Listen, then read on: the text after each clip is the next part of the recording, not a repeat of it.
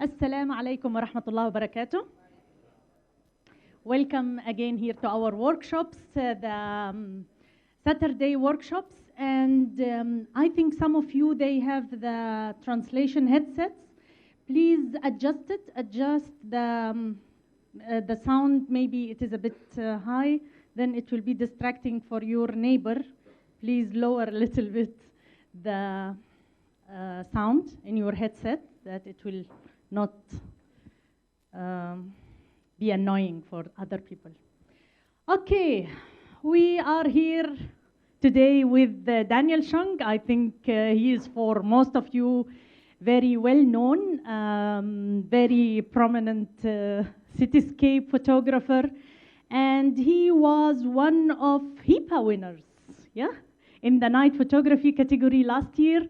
I hope this workshop will be very interesting for you, especially the people who are trying to approach or to get in a professional level in cityscape or the night photography and the landscape as well. He's also professional in this field. Maybe for some new people here, I have to repeat that you will get contribution certificates when you finish the workshop. Please remember your number and align where your number is. Yeah, after finishing the workshop, you will see your number. They will put 2 stands where you can get your certificates. If you have any trouble with the headset or with something, please approach me. I will be here all the time. And I wish you all a very interesting workshop. Please, welcome. Okay, do you hear me well? Okay, well, first of all, thank you very much for joining me this evening.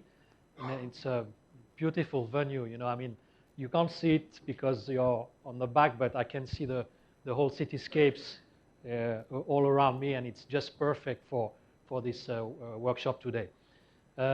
Many thanks to HIPA for really giving me the honor to do a workshop. Just a little, let's say, as Ola mentioned, you know, I'm mostly known for my cityscape photography, but what I want to show you tonight is a bit beyond cityscape photography, and mostly the technique that I use, which enhance, let's say, in a way, the look of cityscape photography, but also, you know, which I use for all the different type of photography, including landscape, astrophotography. So tonight my presentation will start mostly, you know, I like to also always introduce myself, those who don't really know my background, and then go through a series of photos, of course cityscapes, but also a landscape, people, just to give you an idea of my portfolio. And then we'll move more into technical things, you know, like I will show you many examples of before and after. So what, from a shot out of the camera, you can really modify it to give that look that will be very appealing for your viewers. And so we'll go through a series of examples. I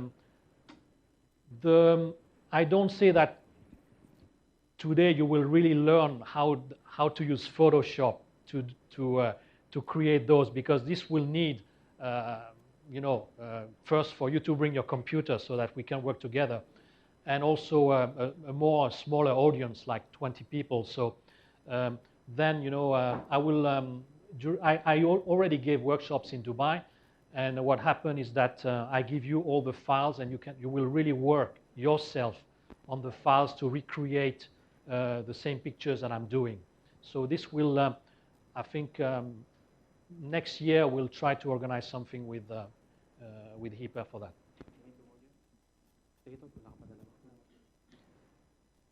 So, first of all, you know, a little bit of who I am and where I come from. So, I was born in Mauritius, which is this very small island in the Indian Ocean. I mean, if you draw a straight line, you will reach Dubai. So, For me, actually, Dubai is a great location because for some reason there are like 3 flights a day to Mauritius. As for such a small country, I don't know how many people are going to Mauritius or coming back, but this is great for me. Only 6 hours from Dubai.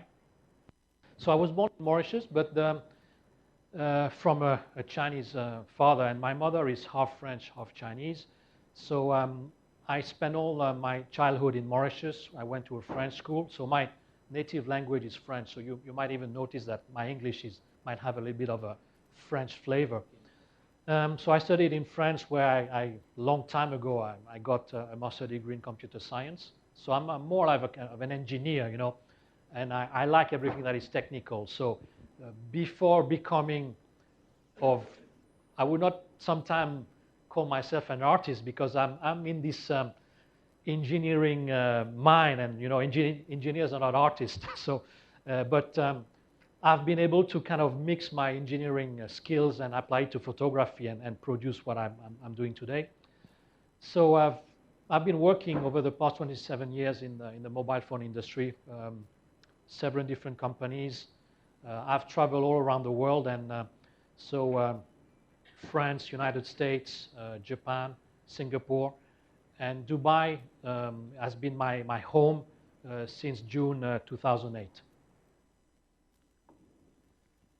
Here are some key milestones, in my photography journey.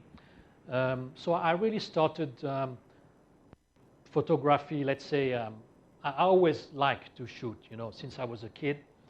But, it was more like snapshots of my family during the holidays. But really, in 2006, when digital SLR cameras really became affordable, because before that it was very expensive for any amateur hobbyist. So in 2006 came a series of DSLR like the Sony A100, the Nikon D80, and the Canon.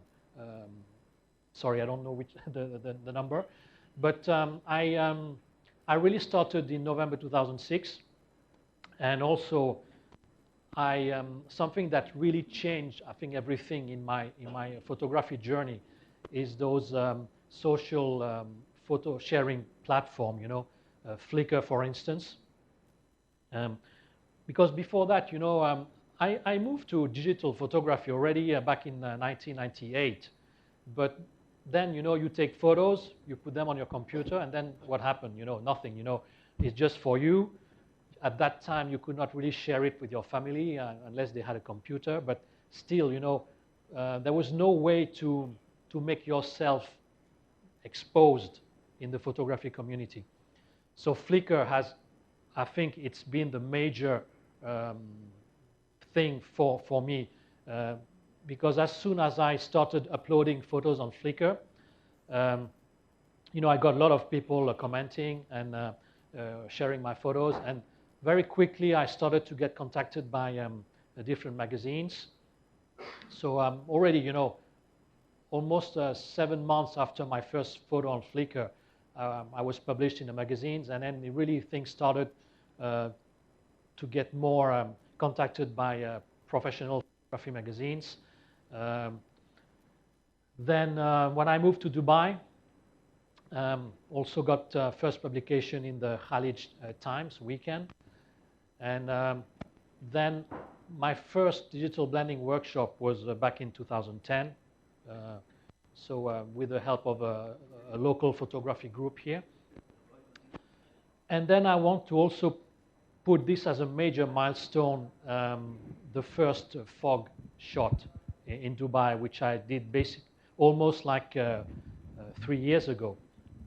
Because of those fog shots, I really got major worldwide exposure.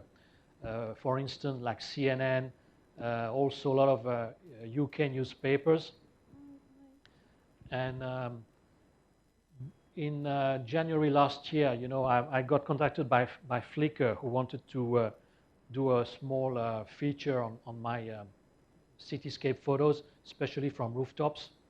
And that gave me a huge number of views, in 1 week. you know, on Flickr before January 2014, in about 8 years, I've accumulated like 10 million views, and in just 2 weeks or 1 week, I got 20 million views, which took me 8 years to get. Then also a major milestone with last year when I got my first solo exhibition in Dubai with a French organization called Alliance Française. And then December last year, I got the great pleasure to get my first book published by Explorer, which you can find in most of the bookstores in UAE. My first TV interview this year with the Chinese TV. And of course, very nice honor for me to get the prize in the night photography contest. And something that I also like to tell about that photography. If you look at all the winners of the HIPA this year, my shot is the only one that doesn't have any human being in it. So it makes it also very, I think, when you see, obviously, you know, the judge, they like to see photos with a human element. But luckily for me, you know, my photo, which is you will see it later, but it's really like almost an abstract architecture photography. Is really doesn't have any person or you know, any human life in it. And then I got also in a CNN video clip that was sponsored by Emirates Airlines, so that was also nice coverage for me.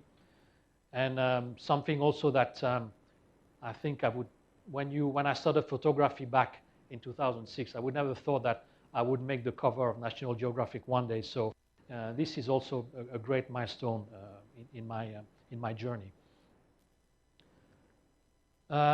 Here it's I try to put on that slide all the, let's say, different brands and magazines and websites which have been featured. So you know, doing it as a hobby, I think it's a great honor to be able to be featured in so many different magazines and websites. Also on the social platform, I'm getting lots of followers, and it keeps growing every day. And so, I'm sorry.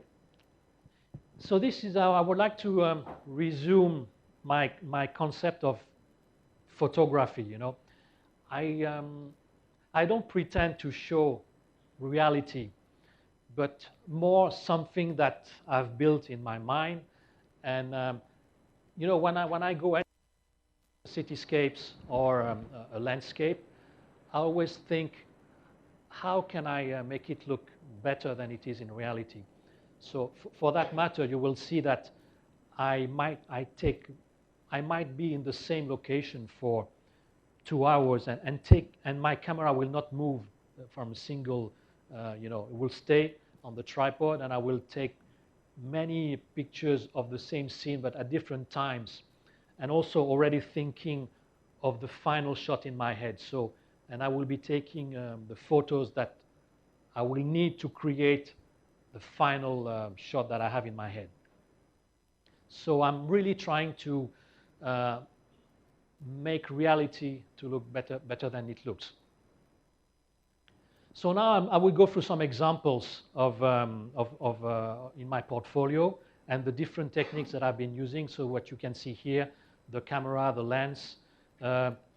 This is a typical example where there is no way that with a single shot you can capture this, because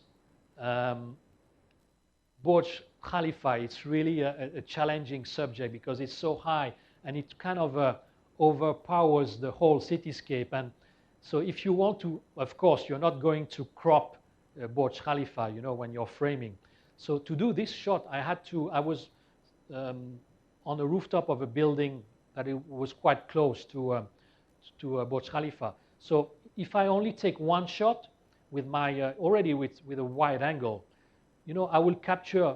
I would not be able to even put the Horge Burj Khalifa in the frame. So I might capture this. So this shot is using a technique called vertical panorama, where for this one, and you will see later, I will show you all the shots that I use. It's taking 3 photographies in landscape and then stitched together to create this, this panorama. And also you can see that all there is no, you know, something that I don't really like personally in architecture and cityscape photography is like if you have to tilt your camera up, what happens is that the buildings now will look, you know, leaning, you know, like that. So it's not something that I really find appealing. So you will never see leaning buildings in my photos. I always try to correct them to that all the buildings look straight. And of course, you know, this is not only vertical panorama, but using a technique called digital blending. Because here you have challenging light situation, you know, because if you look at that part, in the original photo, there are lots of lights in that construction site. So if you take only one exposure, you will get that very bright, you know, and then kind of the rest would look a bit dark for the overall picture. So digital blending, I will show you how it really helps to create the best exposure in any photography, whether it's landscape or cityscape. Another case also where it's impossible to get it with one single shot. Again, this was shot in Kuala Lumpur, and luckily that night, you know, there was no wind. The water was very reflecting, and again, you know, if I take only one shot, I would only capture this with my camera, even with that wide angle of 14 mm. So again, I had to take like 3 shots, and of course, you have all the challenges where, like the top shot, I had to tilt my camera up so the towers look leaning like that. The middle shot was fine like that, and then of course to shot the full reflections, I have to tilt down the camera, and of course the building will look also leaning this way, you know. So a few operations to do to correct all the optical distortion, and of course multiple exposures to really balance the exposure so that there is no areas which are too bright or no areas which are too dark. Even though here, you know, because of the projector, the shot might look a little bit brighter than a little bit more details in the trees here. We had some challenges to find the proper brightness level so that all the shots will look good. So, you know, some of them might look either too bright or underexposed. Also, this is another example of using a lens that I really like for cityscape because that's the widest you can ever get. So, you know, it's a fisheye lens. Even though it says 16 millimeter, it has a wider coverage than the Nikon wide-angle lens 14 millimeter. The big challenge here is that when you shoot with a fisheye, unfortunately, even if you shoot straight on the side, you know, you will get that so-called fisheye effect, you know, so which also I don't like. So for this one, there are a few operations to make it work this way. Actually, this one it's a panorama, you know. Sometimes really, I mean, the fisheye already gives you a lot of coverage, but sometimes I really want to be able to capture as wide as I can, so almost 180 degrees. So, this is a panorama with 2 fisheye shots, of course, using multiple exposures, using digital blending. And also, you have this tricky operation to remove the fisheye distortion. So this is also possible with Photoshop, which has a very nice software to really make the building look straight. So here again, all the buildings are straight.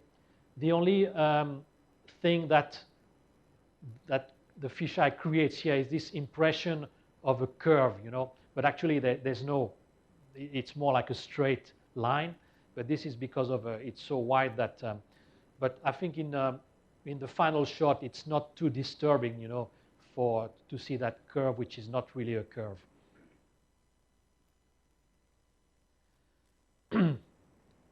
This is also, you will see that for my cityscapes, most of the time I will be using the 14-24 wide-angle lens and also the fisheye. But sometimes, you know, I go a bit, I change to a longer focal length, like the 24-70, because sometimes I really also like to, you know, when you are on a rooftop, you have so many ways of capturing the city, you know, wide angle. You can also focus on some particular buildings. In that case, you know, I really wanted to focus on that cluster of buildings here. And again, this is a vertical panorama, so two shots, the top like this, and the bottom, which would be like this. Multiple exposures, you know, to also create the perfect exposure. And also the benefits of when you start doing those panoramas, you know, you are getting very high megapixel photos. Okay, I'm using the Nikon D810, which is a 36 megapixel camera. And when I start doing the vertical panorama, you know, the resolution will go up to 50, 60 megapixels. So then the benefits also that if you want to sell large prints, you really get lots of resolution. And you can you can print on a very large scale. By the way, if you have any question during the presentation, feel free to interrupt me. Yes. What was the exposure? So the question is, what's the exposure?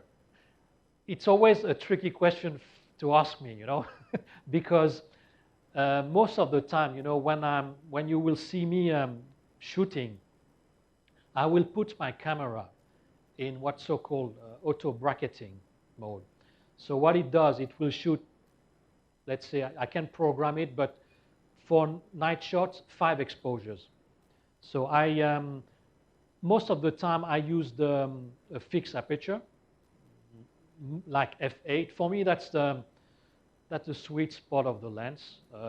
If you look at all the different experts in different photography websites, they would tell you between f8 to f11, this is the optimal aperture for getting you know, less chromatic aberration, the best sharpness of the lens.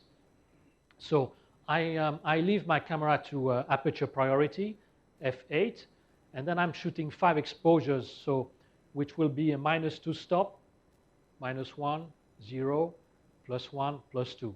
So I have kind of a range of a shot that will be very underexposed, so where I will get more details for the highlights, and to a shot which is +2 stops, which will be a bit overexposed, but then which will give me details in the shadows.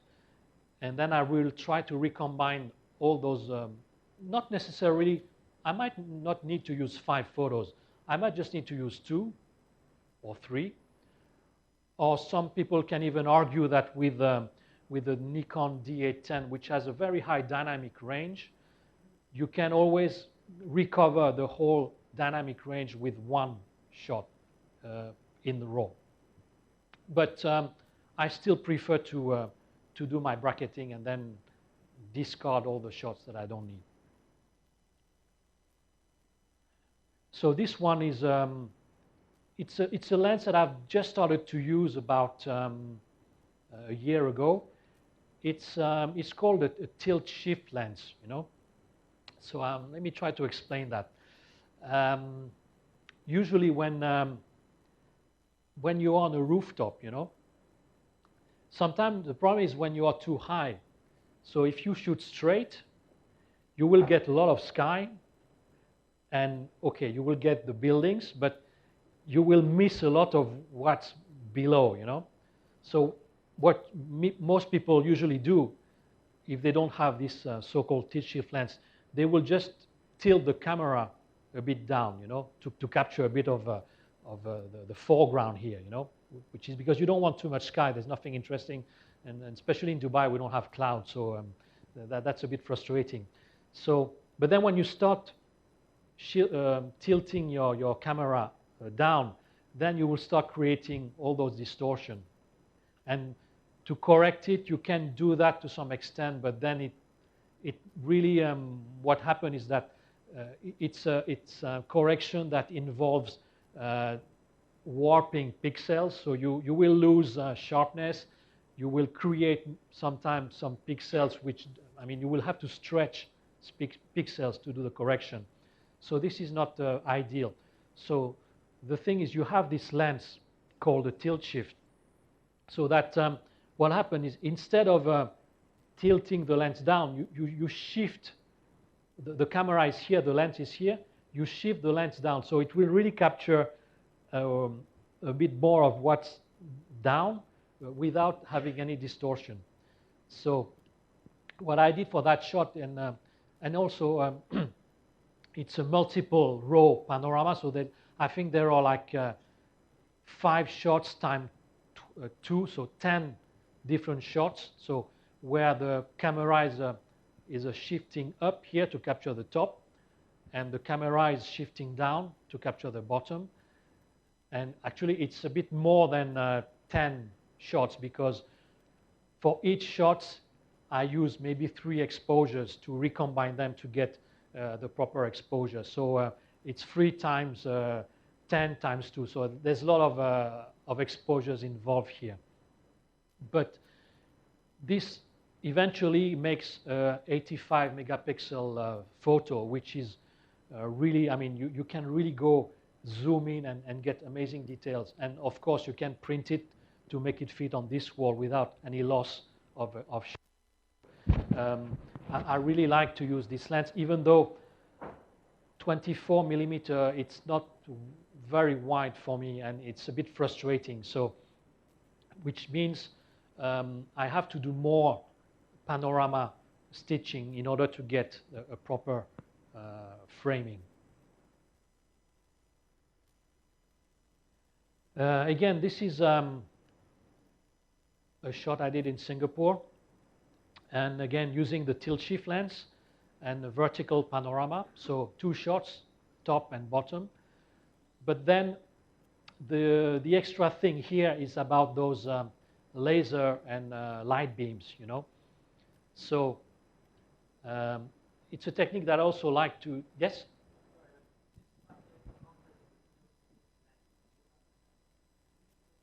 Yeah, it's just like this is your camera sensor. Usually the lens is centered like this. So when you shift the lens shifts down. Oh, yeah, there is a button that will make the lens go down in front of the sensor. Yeah, and also you have the tilting.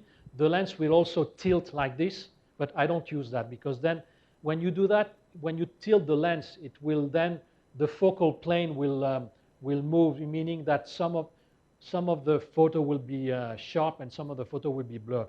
So when you use the tilt and shift, you will get this so-called miniature effect, like you were shooting like a small mock-up, of a city, So it will give that special effect. So this one, again, I shifted the lens up here and I shifted the lens down to capture that whole panorama here. But yeah, regarding the lasers, so it's a technique that I like to use also for any kind of situation where you have like light trails, fireworks, light beams.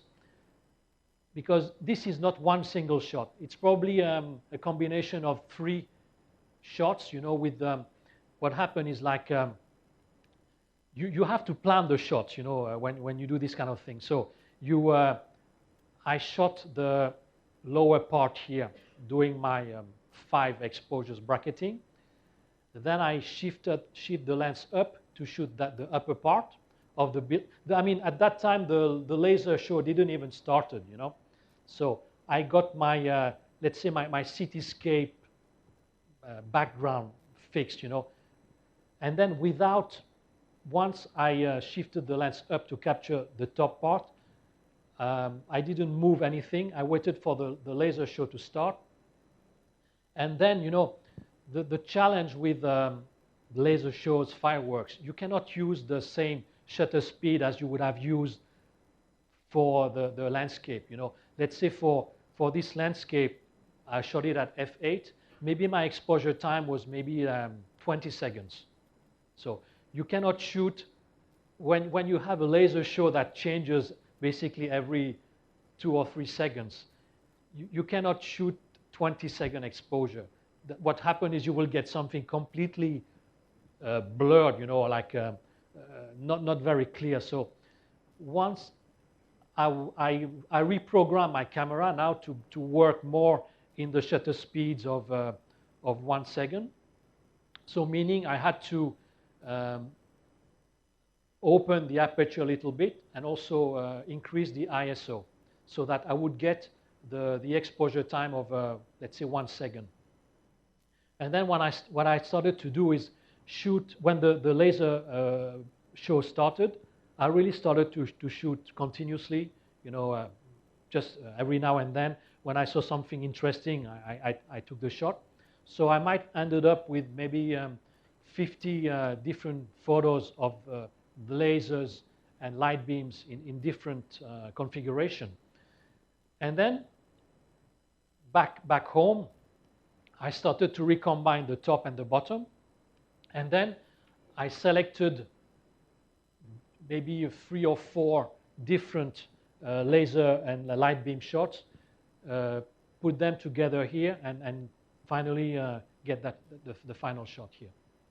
So you can do that for also fireworks, you know, because the thing is with the fireworks, it's very challenging to get like a nice combination because things are happening at very fast. So, and sometimes you have fireworks mixed with light beams. So this technique will really help you to recreate a scene, you know, because maybe in reality there was no time at one single time where you had that particular configuration of the blue and green laser beams. But this is your choice to recreate that.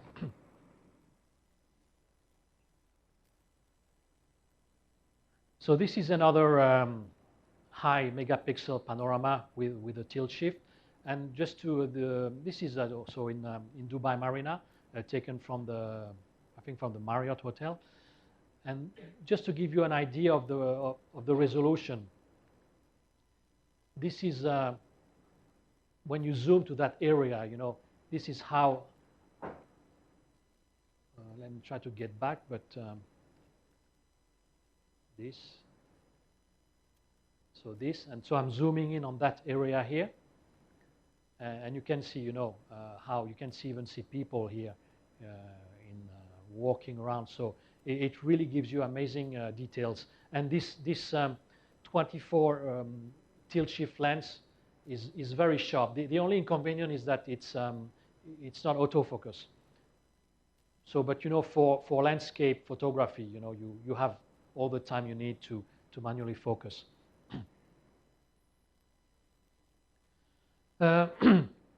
This is also whenever I see clouds, and unfortunately there are not so many clouds in Dubai.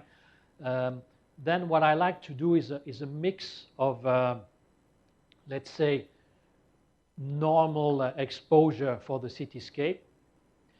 Again, what I'm saying is that I always privilege the use of this f8 aperture whenever I shoot. But sometimes f8 is not enough to get a very long exposure. So you have to close the aperture to like f22.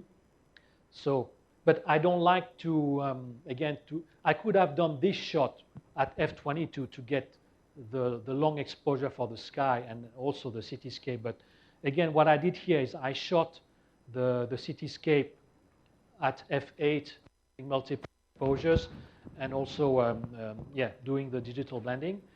And then I did one specific long exposure shot for the sky, so like probably it was like a 2-minute exposure, as well as to get a very flat water here. So whenever you will see in all my photos where there is water, I don't like to see ripples on it, so I always use long exposure to make it look really flat. So this again, it's a mix of a shot that was taken at f8 plus a shot that was taken at f22.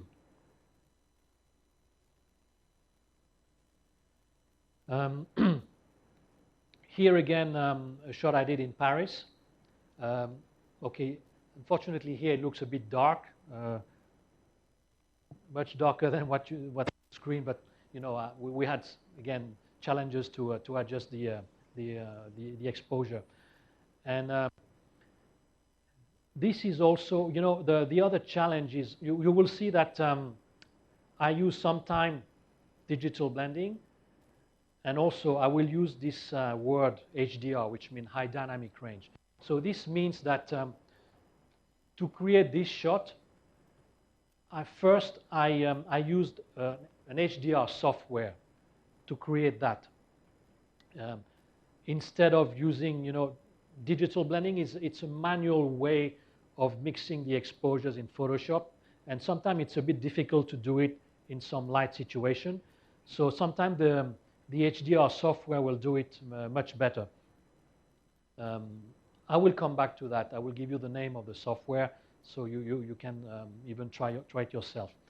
But a technique that I use all the time is not only use the HDR software to create the photo, but then I use digital blending to correct some of the, let's say, weakness of the HDR software by putting back some of the original exposure in it. So again, I will come back to that technique later. Another cityscape then shot in Seattle, and again, you know, depending on the situation, sometimes you cannot use the wide angle; it will be too wide. So then I had to use 24-70 just to get closer zoom to the cityscape, and then again using the panorama function and digital blending here.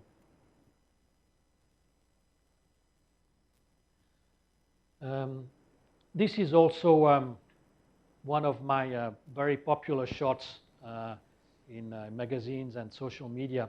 And again, this is the fog, that one of the first fog shot I captured about 3 years ago.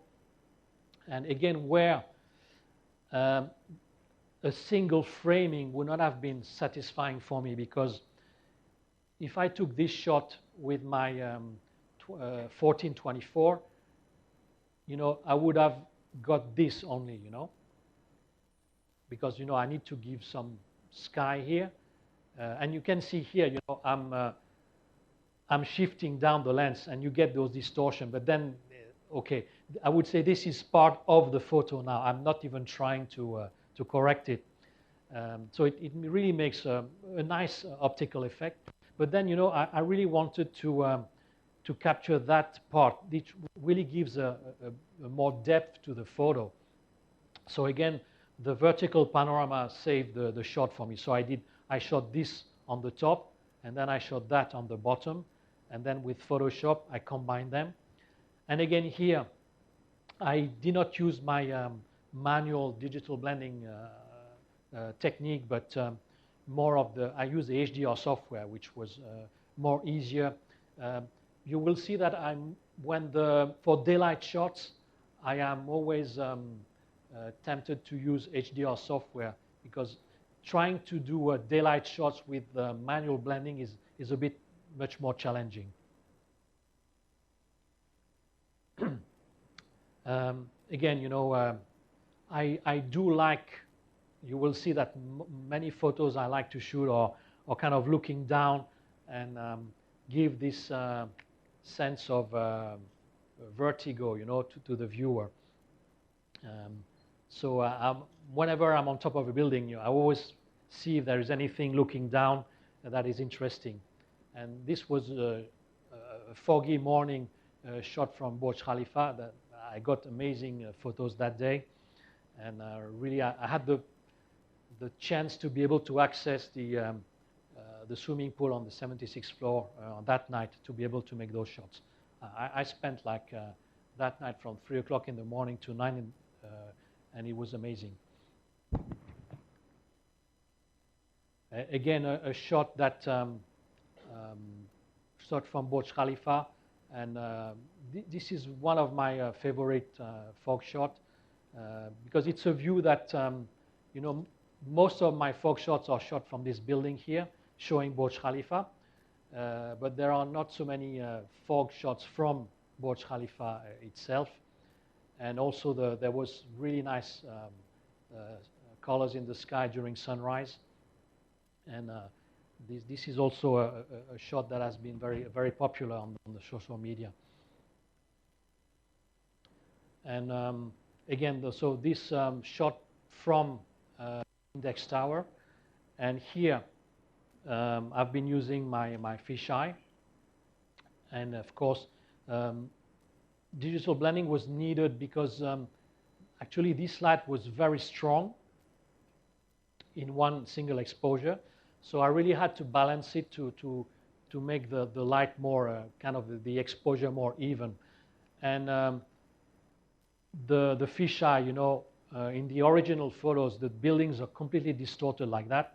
So with this nice special software in Photoshop, again, it saved my day by correcting. You know, the reason I'm using that is I'm too lazy to do a real panorama, you know, and so sometimes you don't have time, and you know you just want to capture in one shot as well as possible. So, but sometimes I really wish, you know, I had the motivation to do real panoramas, and I would get huge megapixel photos. This one is a technique that also I like to use when there is fog. It's to use long exposure. So that's why you get that a bit of a different texture, you know. So what happened here, I put like this filter called ND 10,000. So it stops the light 10 times, 10 stops. So you know when you look through that filter, you barely see anything. It's almost like dark. I'm able to. Sorry, I have some challenges with the mic. I'm able to do like 1 or 2 minute exposures. So this, you know, the fog is moving, you know. So that's why it gives you that nice kind of a soft and not like the usual fog shots where you see more details like cloud type. And so, for instance, you know, this one is a fog shot at normal shutter speed, very high. So that's why you see more this type of a different texture. And again here, using the fisheye and using HDR because, you know, when you shoot against the sun like that, it's very hard to manually do the digital blending. So using for this HDR software, you just put your, maybe I use 7 exposures here from -3 stops to +3. And then the HDR will create that very quickly nice high dynamic range photography. And again, with a fisheye correction, if I don't tell you that it was shot with a fisheye, you will never guess either, I guess. And you know, sometimes I really, when I see like a single subject standing up, I use my zoom here, 70-200. This was shot at almost 200, and the fog was very high, and there was this very nice Hikmat tower that you can see around here, and it looked like a, you know, like a scene from Lord of the Rings. You know, this very mysterious tower. I really love that shot. And here again, it's long exposure using, at that time I didn't have this ND 1000, so this is like a 9-stop filter. And again, it gives you that nice fluid pattern of clouds. And also I played a bit with the white balance here to make it look a bit bluish, which I really find appropriate for this shot. This is one of my favorite of Dubai cityscape shot because of of the clouds here. This is so rare to get that burst of sunbeams, and you can see the holes in the sky here. So this was the first time I was accessing. This is the Cayenne Tower in Dubai Marina, and I got permission to go on top of the rooftop, but I was almost running late that day to access the rooftop. And when I came on the rooftop, I just had like 10 minutes to capture that, and then it was gone. So I felt very lucky that day because I've never been able to capture such scenery in Dubai since. And again, this is using HDR software, because again, light, very challenging light condition, and which I would not be able to handle properly doing this manual blending. Again, this is I said, something that I also planned in my head. That day, I wanted to show Dubai without any cars here, Of course, it never happens, So, especially this was at sunset, that almost rush hour for that. So what I did here is I did the normal set of exposures, using my f8 aperture, and did maybe 7 exposures. And then I said, okay, now I will try to get rid of the cars. So to do that, since cars are moving objects, if you expose your camera sensor long enough, then what happens is that a moving car will not impress the sensor, So without moving my camera and my lens, after I took the shot, I put this filter in front of the lens, which gave me exposure time of like maybe 2 minutes. So what I did, I shot the Sheikh Zayed, I shot the whole scene for 2 minutes, and then what happened is, like, since the car were moving, they eventually don't show up on the final shot. So what I did then is combine the shot I did for the cityscape and combine only for the roads, the empty roads, with a shot. So which gives you this impression that Dubai now is a completely empty city with no cars here. No, because also the thing is, yeah, if there were taillights, I would be in trouble, because it was not yet night. So there was no. Or, if it happens to be a little light, I would have cloned it out, yeah. For sure, if you zoom in at 100%, you might see some slight ghost, because let's say if there was a traffic jam, then, 1 minute I would still see the bit of the ghosting of the cars. So luckily that day there was no traffic jam, and no one has turned on their lights already. Again, this is something that also is a really mix of a lot of different techniques. So first I did the shot of the whole city using HDR software with let's say 7 exposures. And then I did one special shot for the sky only. You know, this is a long exposure of 1 minute. You can see that the clouds are moving, not very fast, but you can see the movement here. And then I did one shot with me standing up with a remote control. And then again, recombining all of them to get that final, because, you know, let's say if I had to do it in one shot, so I would have to stand up here for 1 minute. And, you know, 1 minute you cannot stand up. You know, you will see the slight movement of my body. So my body will be a bit blurred here, you know. So this is the shot that won the HIPAA prize last year. So again, you know, what I want to do when I do this kind of shot is to make people first to be a bit disoriented. You know, they're not really they don't understand what's going on. You know, where it's up, where it's down. So actually, yeah, I'm on almost on the top of a building, which is a glass building, and I'm really putting my. And also, you need to put your camera really out of the building, you know, and looking down. So there is some.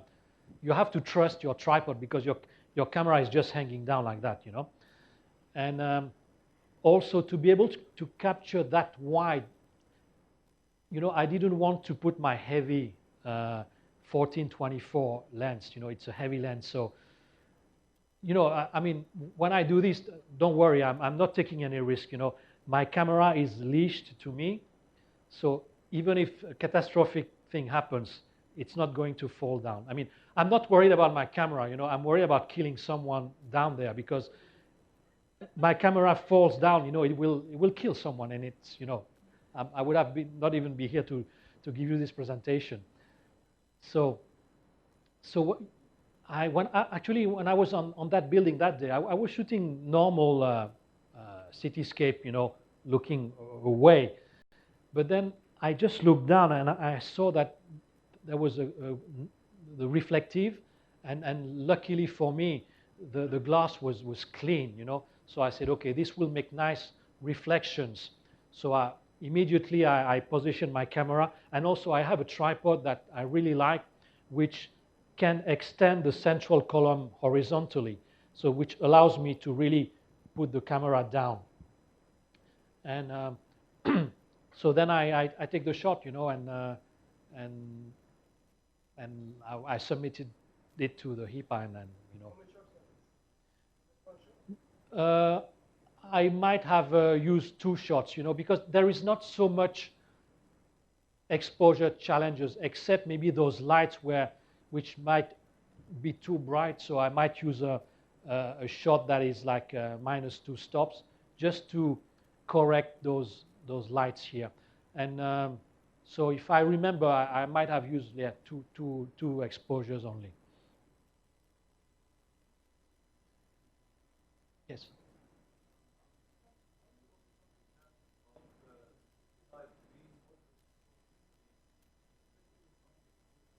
Yeah. Yeah.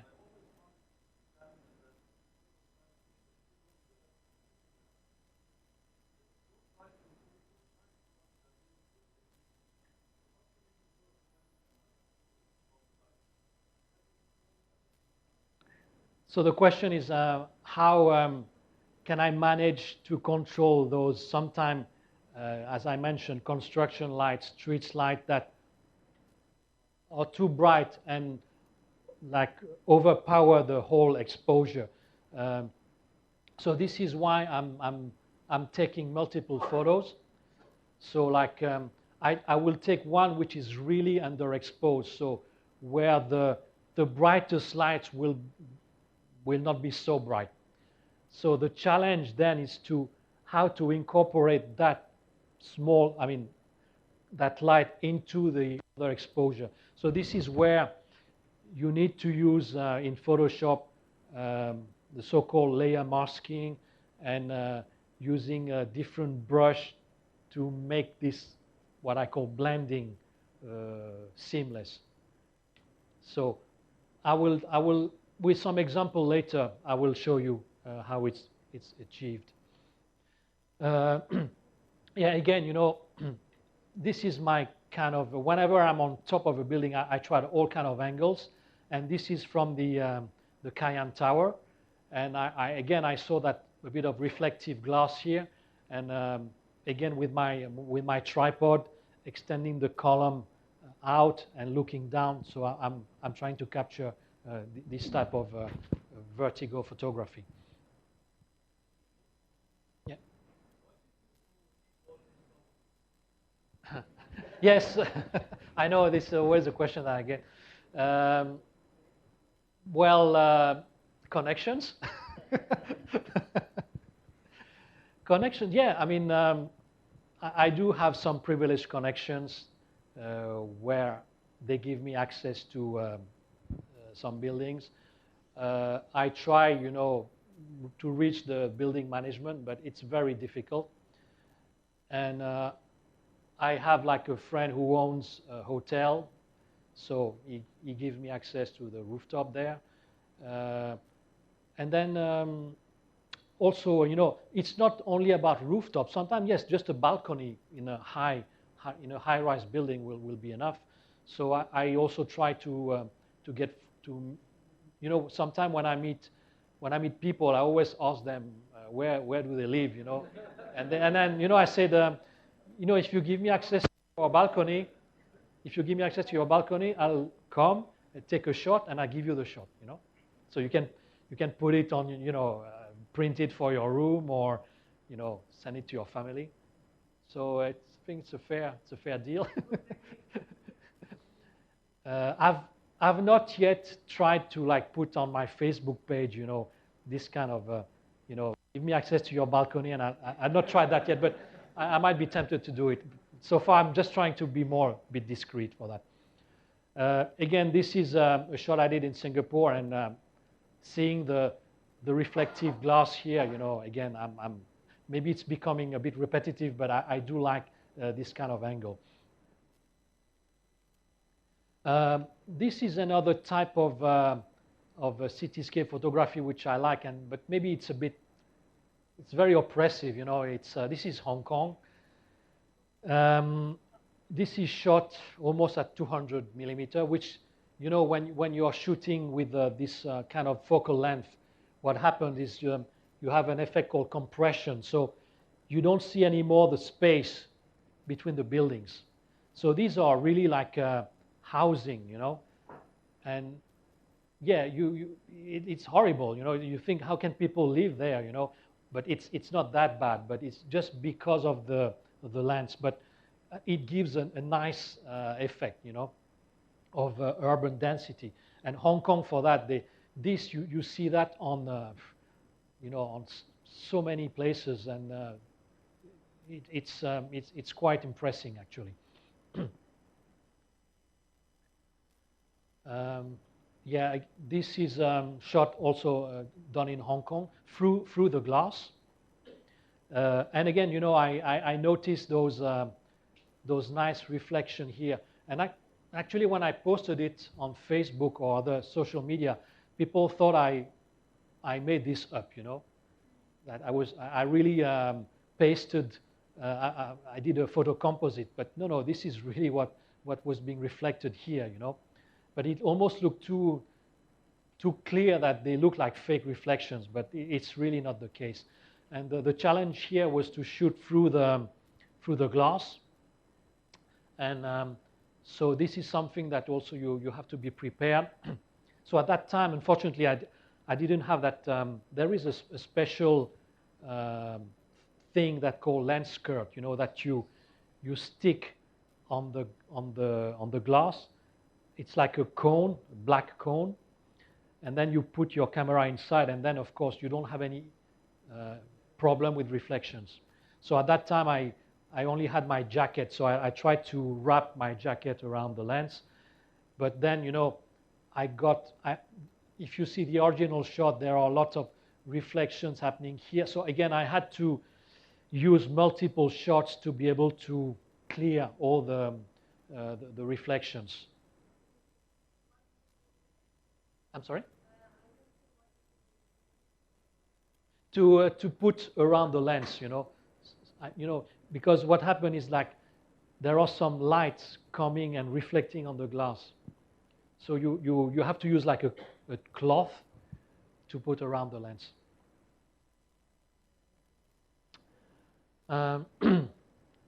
Another kind of cityscape too, yes.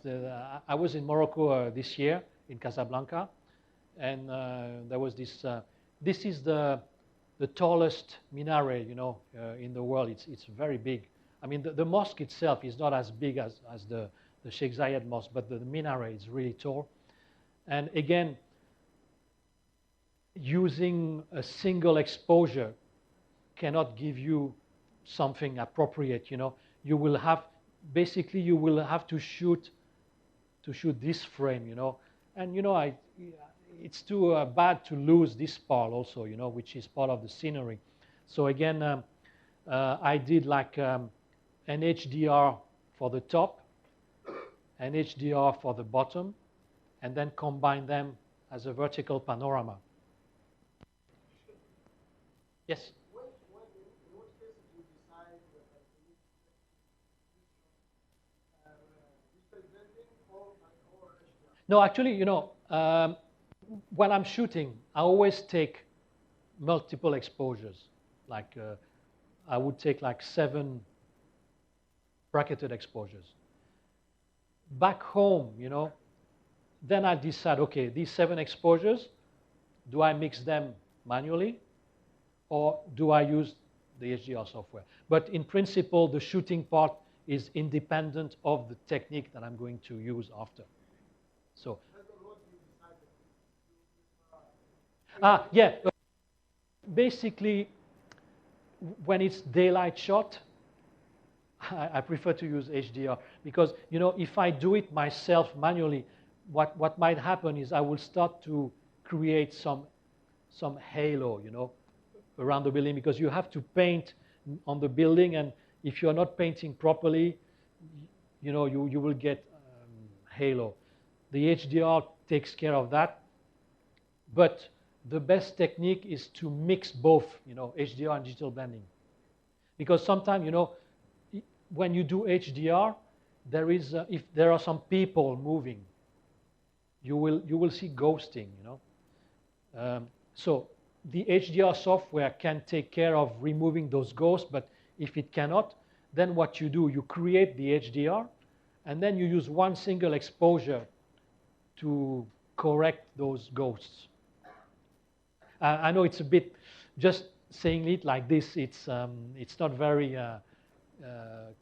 it's difficult to visualize it if you don't know how, a layer masking works in Photoshop.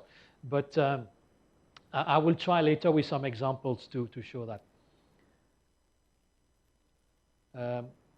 And again, when you walk around, so now I'm not doing rooftop, I'm ground level. But then look, always try to look in some corners of the building, and you really might get some interesting angle, like this one, I like this, and the minaret is just kind of pointing to that area here.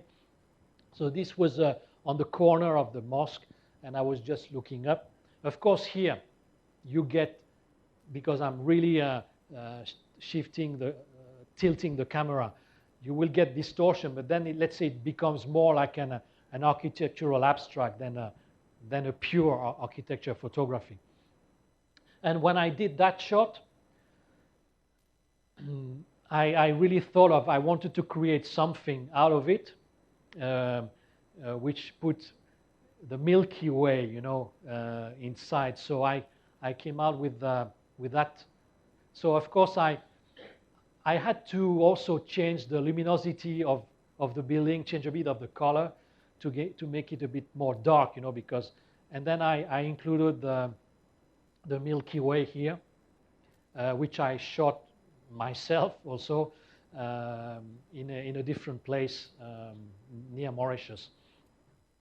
So this shot actually had a lot of views, and and also a lot of bad comments, But as I always, when I post this kind of picture, I put a big disclaimer saying it's a composite shot.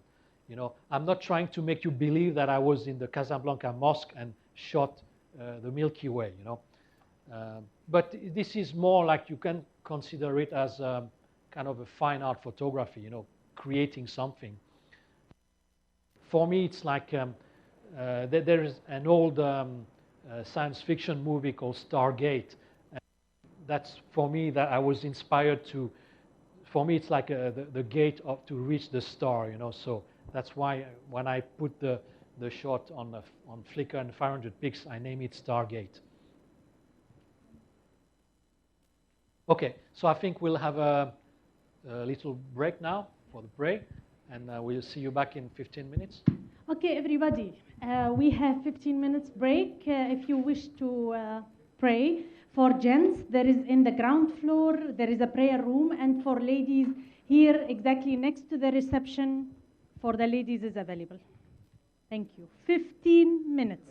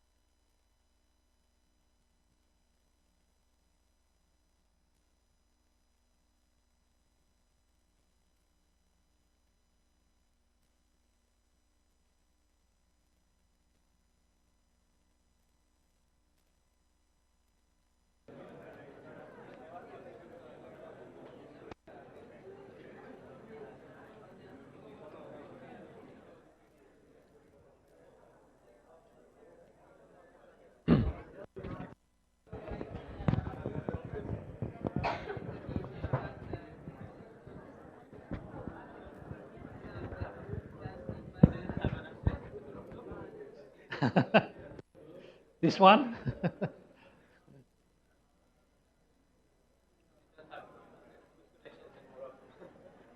No, you know the shot of the mosque? It was from a rooftop, on the building, you know. Yes. No, no, no, no. Okay, I think I've been talking too much, so just to speed it up to come to the technical part. So these are more like an example of what I can also do black and white photography, but to be honest with you, I'm very lazy for that also. You know, I'm trying to do things simply. So for this kind of shots, I'm just using a plugin in Photoshop called Nick Silver FX, you know, and which converts, many conversion filters for black and white, and you know you convert the black and white shot in a few minutes. Same for that. This is okay. This is the fisheye then with where you see the real distortion, but then again it's abstract that I wanted to do. This one was also a shot that I really liked because there was a storm and lightning in the sky. And again, it looked much better in black and white. One of my very old shot, you know, take with the D300 and this wide angle lens, Tokina 1116. Those of you who have what we call a crop sensor camera, this is a very good lens to do cityscape photography. And this is an angle that I found on a Jumeirah beach. I found that angle actually by looking at Google Earth, and I was looking at that jetty, and I already saw that triangle from Google Earth on the internet, and then I located that, and I took the shot. And many people afterwards have been to this location to take that shot, but I'm proud that I was the first one to find it. Astrophotography is something that I like to do. I mean by astrophotography, just shooting the Milky Way. And you know, this is probably the easiest settings to do, you know, to shoot the Milky Way. Of course, you need a wide angle lens as well as possible. You need a lens that opens very wide, like 2.8. And then you just set up your ISO around, let's say, 1600 or 3200. And the exposure time should be less than 30 seconds. Because if you shoot more than 30 seconds, you might start capturing the effect of the Earth, you know, rotating. So you will get some blurriness in the sky. So all of these are single shots, you know, no digital blending, nothing. And of course, in my case, that night, I was so lucky that there was this thunderstorm on the horizon and the full Milky Way available. And again, you know, the fisheye really saved the shot because there's a lot to capture, you know, because the Milky Way was a little bit high on the horizon. So I had to tilt up my lens. But then, you know, I had to use Photoshop because then on the original shots, the horizon is completely curved. So again, Photoshop and lens correction filter helped me to get the horizon straight and get that shot. You mean where it was taken? It's taken in, there is an island called Réunion Island, which is near Mauritius. So actually my mother lives in this island. So that's why when I go to Mauritius, I also go to Réunion Island. And this is, it's a place with a very dramatic coastline with rocks, very rough sea. So it's a beautiful place to shoot. Oh, yeah, this place is, yeah, okay, you can see there was a small house with some light, but, it was complete darkness.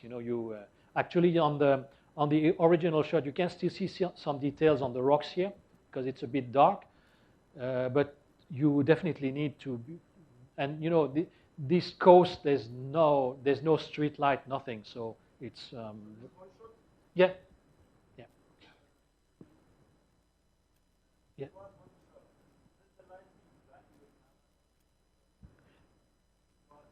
No, it was one shot. Okay,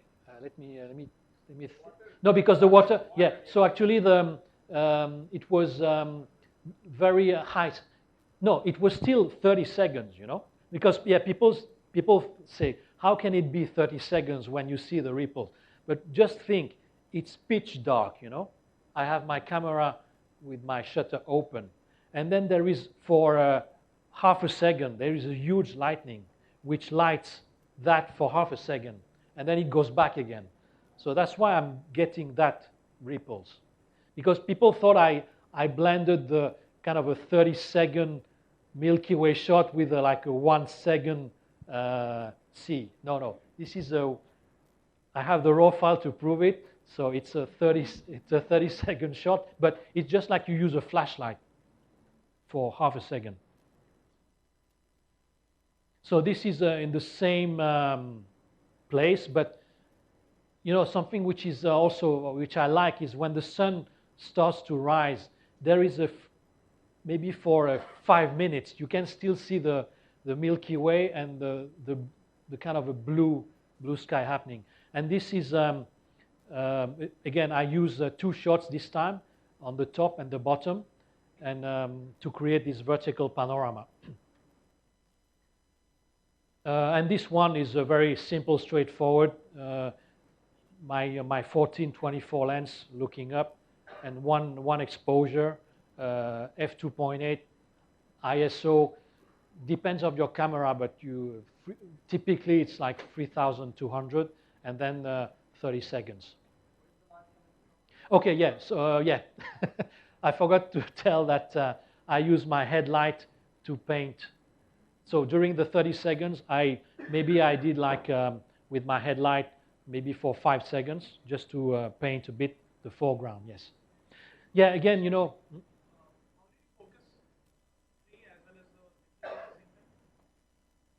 No, yeah, but again, this is what is amazing about this 14-24 lens. I focus for the Milky Way. Like, when you do astrophotography, what you have to do first, to avoid any problem, you have to fix the focus first. So what I do is I put like a flashlight, maybe 40 meters from where I'm standing. Then I really do the autofocus, and then I unlock the focus and I put a tape around the lens so that it doesn't move anymore, the focus ring. And then I'm ready for the night. So what is amazing about this 14-24 2.8 is that at 2.8 I still get sharpness all over the place, And again, when you do, as any landscape photography, you want to always have something in the foreground. There's no point shooting the Milky Way just for the Milky Way, or just shooting the moon. For me, at least, it's not very interesting. Again, here, this is a shot then during not even full moon. It was just half. But this is something that I also like to shoot, because when you have no light pollution, when you have full moon, it would be like full daylight, So what I like is this impression that it's in daylight, but at the same time you see stars in the sky, so it's a bit very disturbing. So this again was shot in Réunion Island. So I'm moving a bit faster. So some, to show a bit of my, this is a desert shot using HDR, so multiple exposures. One of my rare Milky Way shot in Dubai. I mean, well, not in Dubai really, but more close to Bab al Shams, where you have some desert. And again, you know, trying to find an object in the foreground. And so you can see the difference, because this is probably some light pollution from Al Ain maybe, or some, you know, some streets, because all the roads in Dubai have lots of lights on it. So you can see the difference already, how weak the Milky Way is, but you can always, by processing, make it look more strong. But I've learned some techniques since to really bring more details in the Milky Way. This is shot during a full moon. So this is something also fascinating to shoot, because you get the shadows, you get everything, and some sky with stars. Okay, I will go quick on some of my landscape shots. Again, mixing HDR and the long exposure for the water here.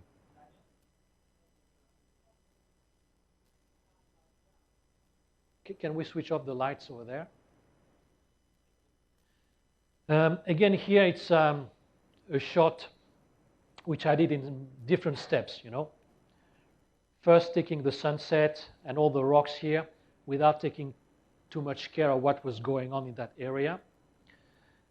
And then I, without moving my camera still, I did lots of shots. You know, the water was coming in, coming out, trying different shutter speed, trying long exposure, short exposures, to get different patterns of the water. And then I did one shot. You can see I'm holding the remote here of myself. And then what I did back home is, okay, I think we should turn off the lights here. Yeah, I had all the material to create that shot, where I selected the type of water that I wanted here, myself standing there. So you can, from that day, I can derive many different shots without me, with a long exposure, misty water, or also fast exposure. So always try to come with the lots of different exposure that you can create many different photos. This one also, I will go step by step of how it was created, but this is, it's a shot that doesn't exist as such, you know, at one single point of time. Same for that, very complex composition of different things that happen over 30 minutes. Maybe we should...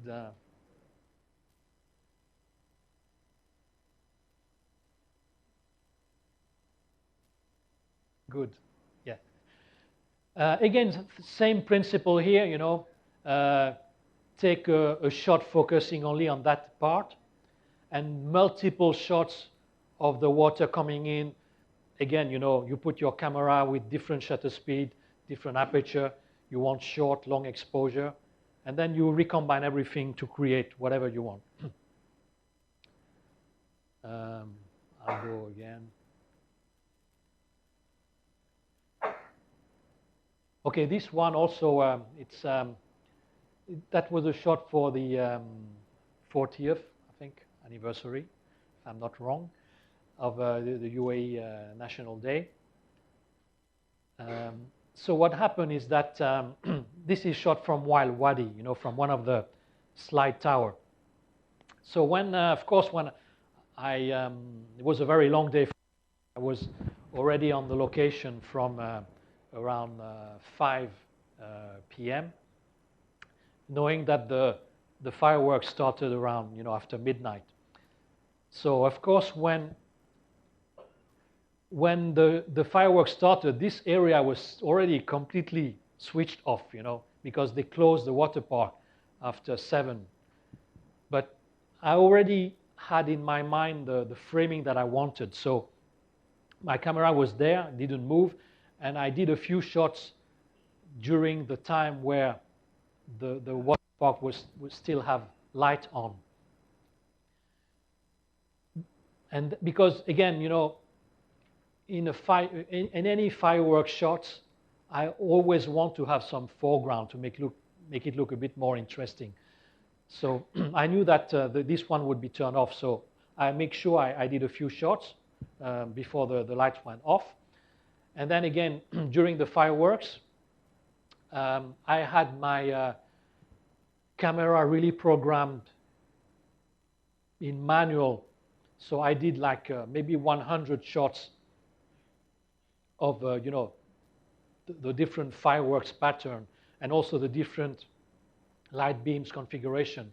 And then selected a few to create this final shot here.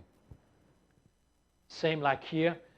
This is not something that happened at one single point of time, but maybe over, this is a combination of maybe 4 different shots, that sequentially happen, and then very easily combined together with something called stacking exposures, and very, very simple. So you can have more rich combination of fire. Some architecture photography also that I've been doing in Dubai. Again here, vertical panorama, which allows me to really capture, I mean, I would have preferred to capture the entire ring here, but I could not, so I had some limitation. But again, vertical panorama can really help to create some nice framing. Some street shots that I did in Nepal. That was my first time to do that also. This is a great lens for which I like for portrait and street shot, the 70-200 2.8.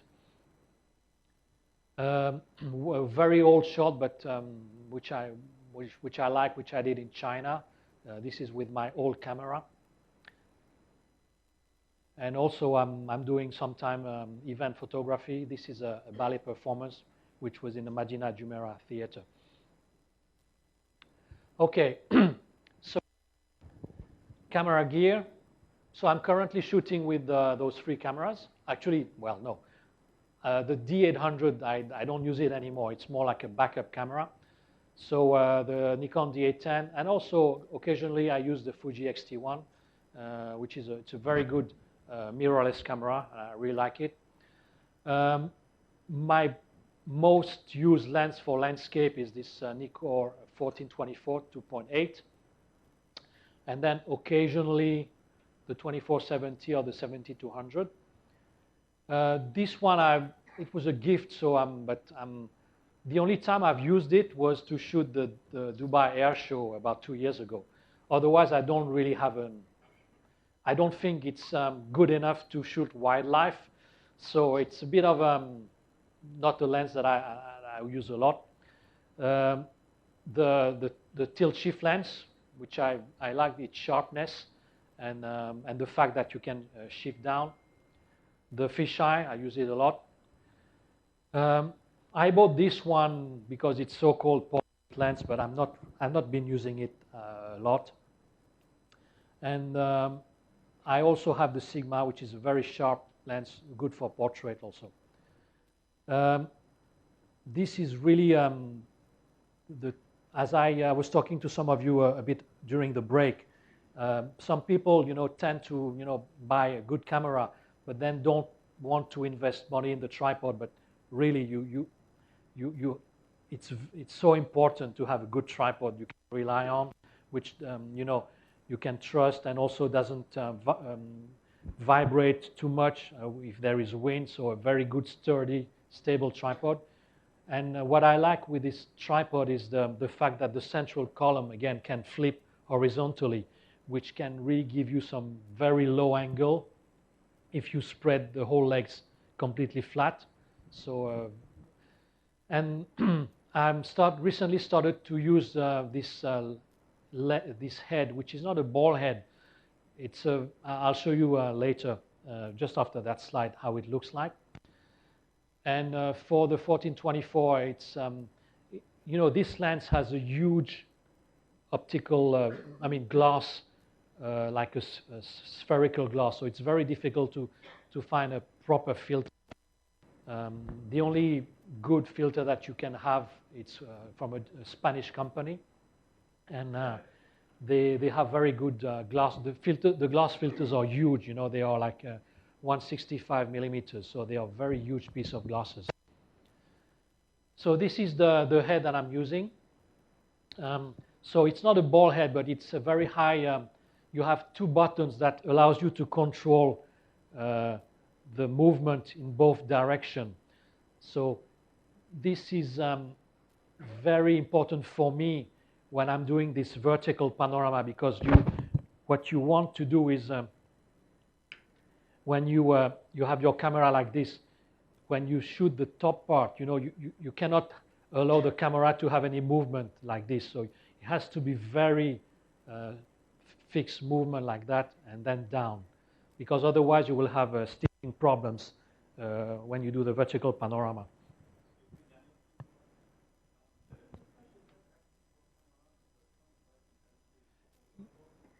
Yeah, yes, this is, if you want to do multiple row panorama, you know, like you will take one row here, one row here, one row here, then you need this panoramic head. For me, for the time being, I'm using more single row panorama with this head. But if you want to get into serious panoramic photography, this is mandatory to use.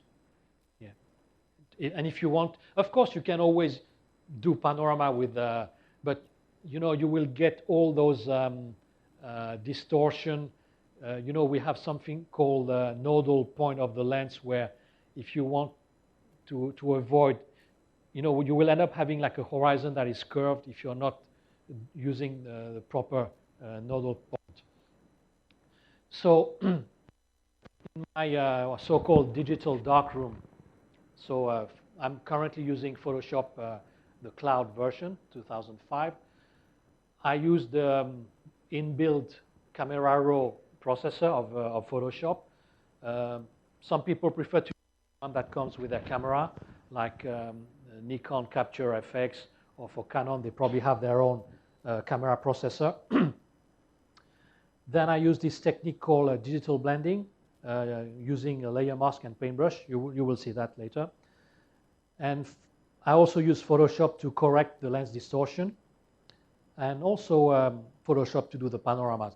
You have lots of external software also to stitch panoramas, but for me, Photoshop is doing a proper job.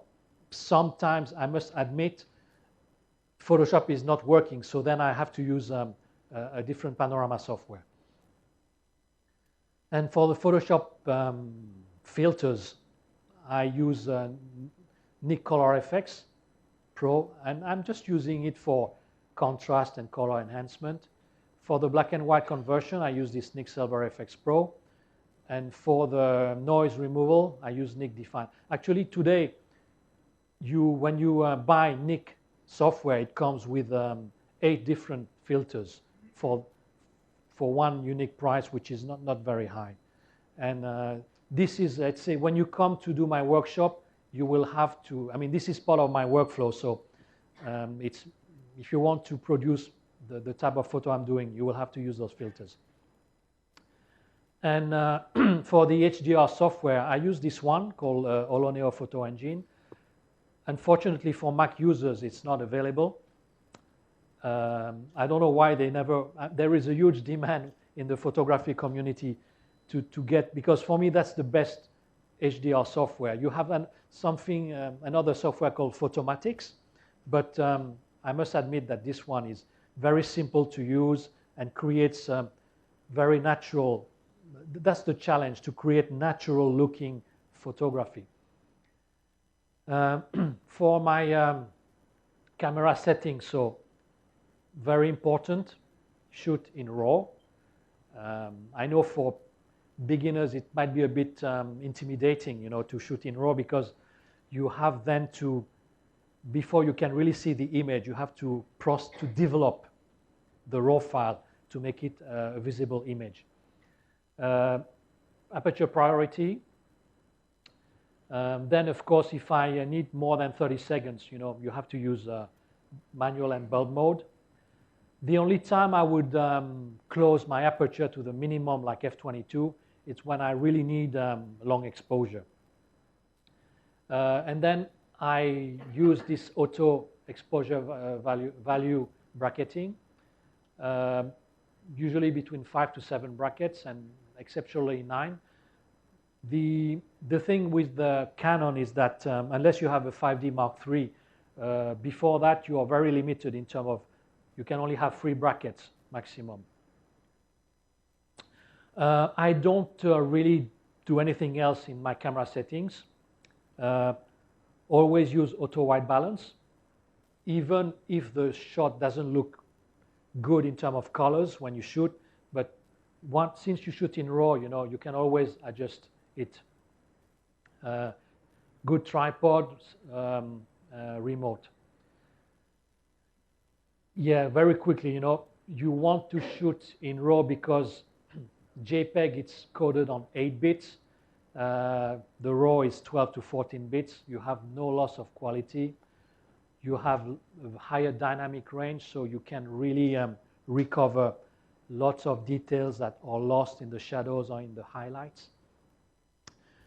The problem is for like a D810, it's very big files, 30 megabytes. And when you look it in your computer before it goes to Photoshop, it really looks flat, and kind of the colors are not very good, doesn't look so sharp. So high dynamic range. The human eye, has a huge dynamic range that is barely reached by the camera today. So 24 stops of dynamic range for the eyes, and today the maximum you can get with a camera is 14. So someone a few years ago came with the idea that, okay, if the camera doesn't have enough dynamic range, why not shooting multiple exposures and then recombining them together to get a full dynamic range? So this is a shot I did in Oregon last year. This is one single, let's say if I just trust my camera, f8, and I take the shot.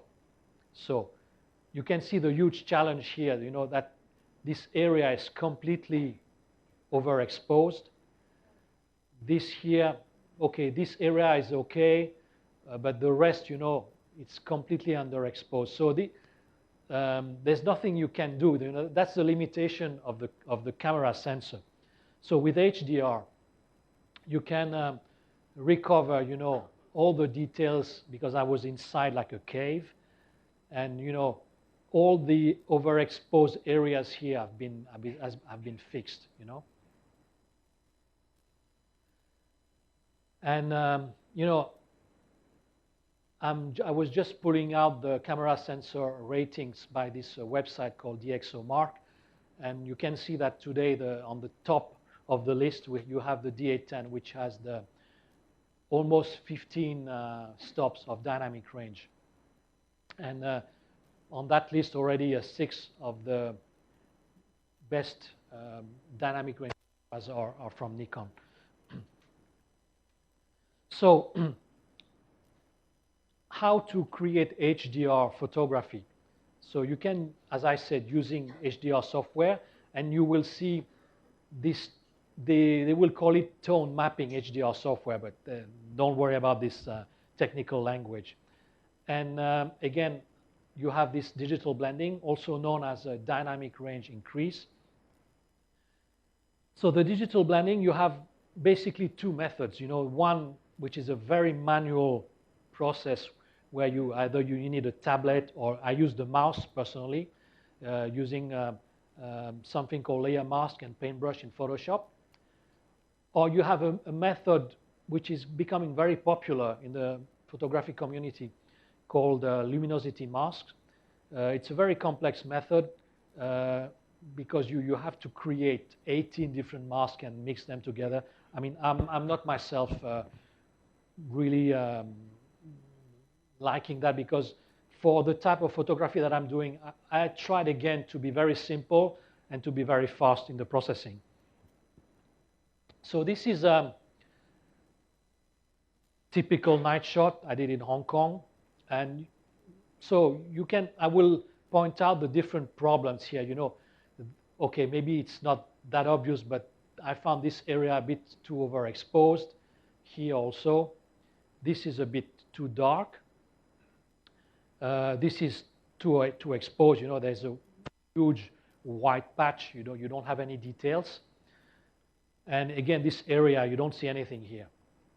So the solution is that you use multiple exposures, and then again, here the shot is a little bit darker than on the screen on the computer, but you can see that I've recovered this area here, which was a swimming pool. I get more details in the building here, and here you can see more of the trees details. For this one, I use 4 exposures, and at f7.1, and 4 exposures here from 3 to 25 seconds. So this is before and this is after. So you can see where the areas have been a bit enhanced. And also after, let's say, color corrections and a bit of cropping and a little bit of a geometric distortion correction. Then this is using the manual digital blending and using Photomatics, which is an HDR software. You can see already that Photomatics somehow creates some not as detailed, and there's a strange color cast also, like a bit purplish color cast. So this is why, I really don't like to use HDR software for night photography. So, as I mentioned, I use HDR only for daylight shots when the lighting conditions are very challenging. And if you're using Photomatics, if you keep it to the default settings, you will still get a natural result, but again, avoid any night photography with HDR. It generates a lot of noise. Digital blendings, what I like with it is you have complete control of which areas you want to fix and which areas you don't want to fix. So you control everything 100%, not letting the software do it for you. So this is digital blending with 3 exposures, 4 seconds, 15 to 30 seconds. 30 seconds is mostly for the water. 50 seconds, I would say, was shot for the main things here. And 4 seconds was to shoot to get the boats not moving, because there was a little bit of wind. So I don't like ghosting in my when I shoot boats. So if I use HDR software, you can see, it created some ghosting here, and also still this kind of a bit not proper colors, with a bit of some color cast. And then if I go pushing all the settings in Photomatics, and you get this horrible halo here, which is a bit white and then dark. So really, just to show you how extreme you can go and create something that doesn't look really natural. So this is my, I started like everyone as a beginner, and this is my old HDR software, which I would not be very proud today, but you can see all the problems of the colors, the gray areas in the sky, the color cast, yellowish here, the bluish colors, halo all around the building. And this is what I've been doing more recently, trying to get, let's say, more natural looking photography. This is what was my first cityscape at night using digital blending. And you can see already I had no clue at that time of the proper time to shoot, like the blue hour, and also the the colors are a bit off here because, again, the white balance was not proper. So then so this was in 2007, and 7 years later, I was doing a workshop in Singapore, and I had my new D800 camera and the new lens. And from the same point, I shot at the same time of the night. So you can see there's a bit wider view, and I got more this kind of a cold colors that I prefer for cityscapes. So this is a shot again that there is no way you can achieve that with a single exposure from a camera. So this is a panorama with tilt shift lens. The building was shot at f8. I only used 2 exposures, 8 and 30 seconds, digital blending. And the fountains were shot at ISO 3200, f3.5 at this shutter speed. So of course, I didn't do one shot of the fountains. During the whole fountain show, I did maybe 30 different shots. So this is the bottom. So I'm shifting down the lens here, you know. This is the top. So you know that you also have to make sure there is enough overlay between the top and the bottom. And this is the fountains. As you can see, if I want the proper exposure for the fountains, I cannot get anything around it. You know, all the buildings are completely dark because, you know, for this kind of shutter speeds, yeah, you can. So by combining those 3, you get that final shot here. Yeah. Yeah. No, I use manual, but you know there are 2 functions in Photoshop called auto align and auto blend. I'm using those functions. Again here, you can see where the problems are. You know, completely overexposed because it's construction site here. This is overexposed. The reflection is a bit underexposed. And the colors are obviously not wrong. But this is out of the camera. So after the proper white balance correction and digital blending, you know, okay, there is some limitation of what I can correct here, but that's the best I could do. But okay, already much overpowering the picture, those lights here. Is a combination of HDR and vertical panorama. So this is the one shot only, you know, let's say the middle, the exposure value 0 shot. So this is the top, and you know, I could have just be happy with that, but I wanted to capture more of the buildings here. So what I did is, okay, I didn't have a tilt shift lens at that time. So what I did is I tilted the lens down, so you can see already the buildings are getting leaning, you know, like that. But that's fine, you know, Photoshop, when you stitch both images, it will correct it. So again, with the HDR software, I was able to get all the details of that sky here, and also without getting the proper exposure on all the buildings here. And stitching together, the buildings are straight here. The Photoshop did the distortion correction.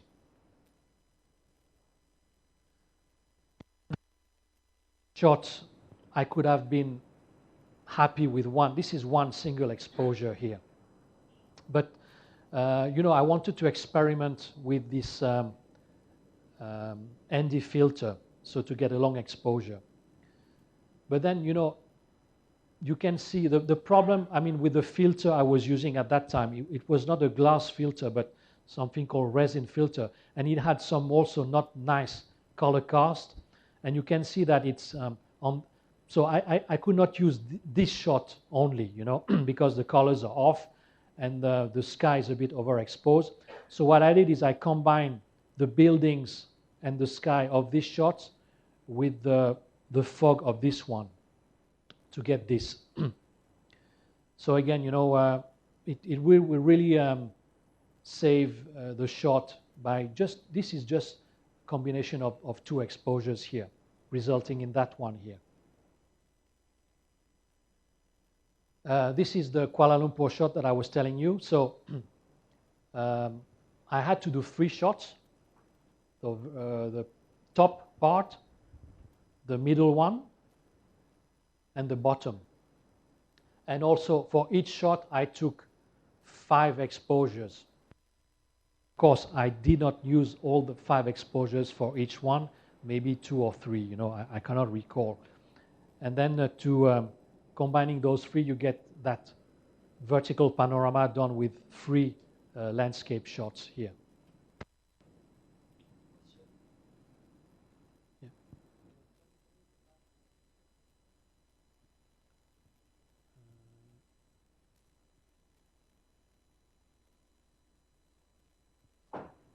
Okay, it's something weird. No, okay. I think it's the back word is not working properly.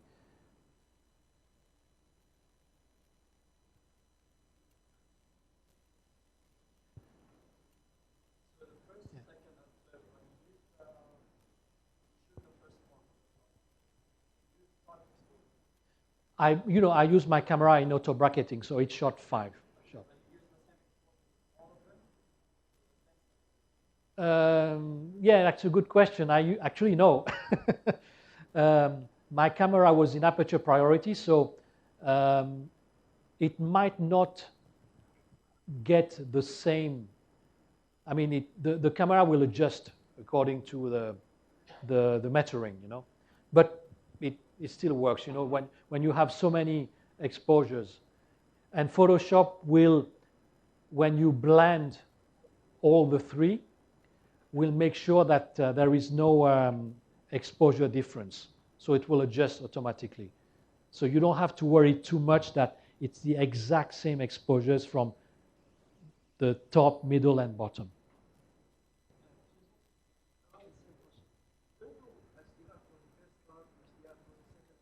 I do that. Yeah. I combine first. So I combine, let's say, 3 shots here. I combine 3 shots. I combine 3 shots. And then I have to do 2 by 2. So I combine this and this, create one panorama, which will be like that. And I add the last one to create the final.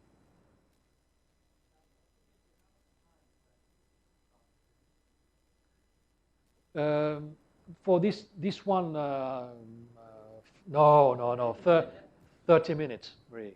Yeah. When you look at, okay, I cannot get back, so yeah. The only thing I needed to adjust here is, it's too bright here, so I get the proper exposure here and brighten this part. So it goes very, very quick, once you are used to the technique.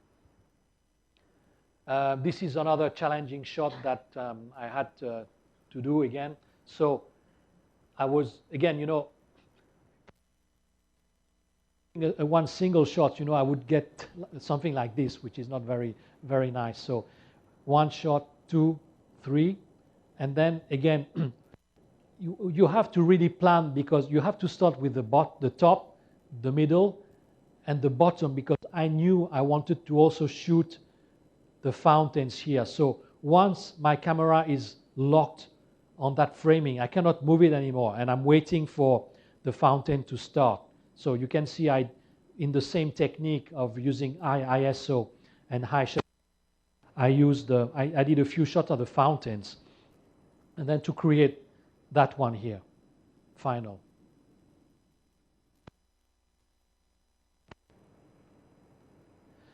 This is another shot that have been very popular. So fisheye here, you can see. Maybe there's no. How distorted the fisheye creates, all the buildings. And this is a Milky Way shot I did in Réunion Island. And then very simply, this is a combination with the 2 mouse click, to put that Milky Way onto that sky here. So very simple, nothing complex to do. This is also what I teach in my workshop. So this I showed you before a shot I did in Oregon. That this doesn't exist as such. So I took over 200 exposures without my camera moving a single thing, over 1 hour. And on those 200 exposures, I selected the 10 for the final composite. And it's a mix of different techniques, HDR and digital blending. And this one took me 2 hours to process. So, with my friends, we go to this place in Oregon. It's called Lake Trillium. So I already decided my framing. It's a very classic type of landscape. Some rocks in the foreground, then the water reflection, and then very classic composition. So this was already at that time, the sun was not rising yet, but I suddenly saw a duck coming in the frame. So quickly I set up my camera to shoot that. I know I might use it later, because as such, the shot is very dull. There's no light, there's no colors. So, but okay, I still say, let me take a few shots of that duck. So quickly, you have to react quick, and okay, I managed to get a proper. The shutter speed might be just too long, but again, I managed to get the nice ripples here. Then is coming out a bit. I can see that. So I started to really fire my camera, and I did 7 exposures here at ISO 100 f8 from -3 stops to +3. So you can see I didn't put all the 7 here, but it goes from a very underexposed photo to a very overexposed. Then, okay, again, I knew that the sun will come out between the trees, and typically when you have this happening, you have this starburst effect, But to do that, you have to shut your aperture if you want to get that star light effect here. So I knew that when the sun would come out, I changed my aperture here to f22. But I kept shooting my bracketed exposures here. And it's already, the time is already there. But again, you can see that at that time, the water has started to move, so it's not calm anymore. So you don't get that nice, calm reflection of the water here. So again, I could not use that shot as a single exposure. But I was still not happy with the foreground because there was no light on it. So I said, I know that when the sun will be a little bit more up here, we will start having some lights on the rocks. So I did a series of shots for the lights on the rocks. And of course, since the rock was very close to my lens, I changed the focus on that rock here. For that shot, the focus point was somewhere here to get the nice background focus. But again, shooting at f8 with this 14-24 lens, it's pretty sharp in the corners. So now I got all the ingredients for the final shot that I want to create. So I'll go step by step again. So this is the typical workflow in Photoshop, where you can see all the 5 exposures here. And the so-called layer mask to do the combination. So I'm started with my -3 stop shot. So I'm going more from underexposed to overexposed, you know. So I have my 7 shots here. I use HDR to combine it. So this is my HDR photo using Photo Engine, the combination of the 7 shots before. So I did some adjustment here to correct, you know, using, I have to go back.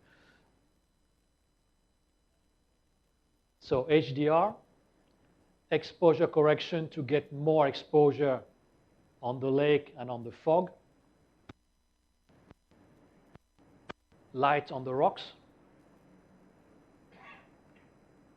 The sun with the stars first here. So this is my first step of combining all the shots to get this. And the final steps is using the Nik Color FX Pro to, you know, do the contrast and color. Ah, no, sorry, I put the duck here. And then the post-processing to boost the colors and the contrast. And that's the final shot here.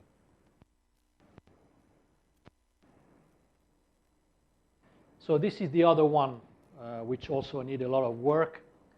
This is the sea with this kind of a hole called the Thor's Well. It's in a very famous place for photographers in Oregon. So again, lots of exposures, you know, shot during 30 minutes. A lot of challenges. This one, you know, I'm sitting near this hole in the sea where the sea is coming with, you know, very fast and crashing on the rocks. So you get a mist on the lens all the time. So after each shot, I have to wipe the lens. And I also have to think of which shutter speed to use to get what I want. And also, I was shooting against the sun, so there was a lot of lens flare. This lens is really nice, but at the same time, the big problem is that if you're shooting against like a light source, whether it's a light in the street or the sun, you get lots of flare. So you have to, I'll show you, but there is a technique that you put your hand near the lens to remove the flare. You really have to do photo compositing, digital blending to fix it. And you have to be careful not using your camera. So this is one exposure that I use. And so I use it only for that part here. The sun is setting just close to the horizon, and the exposure of the sky is quite nice. Then, you know, I felt that the sun was still a little bit overexposed, so I used this shot here where you can see the better disk of the sun here. Then I use this shot because I like that part here. But you can see here, you know, it's not very nice because you cannot see that there is really like a deep hole. Yeah, so, you know, again, not really usable as a single shot. This one, you know, I like the foreground here, nice pattern of the water. But again, you know, not enough showing how deep is the hole here. So again, no way to use that shot as a single shot. And then this one is okay because I really like that you can see that there's a deep hole. But you know, whatever happening here is not as good as what was happening before. And then, okay, removing the flare. So, you know, that there was some flare here, so you have to put your hands against the sun, so it will remove whatever flare was happening here. Same here. Remove some flare on the rocks. You know, this is typically also like the flare here. So this one is a bit more complex than previously. So you have 9 layers here. These are the so-called layer masks that combine all these shots together.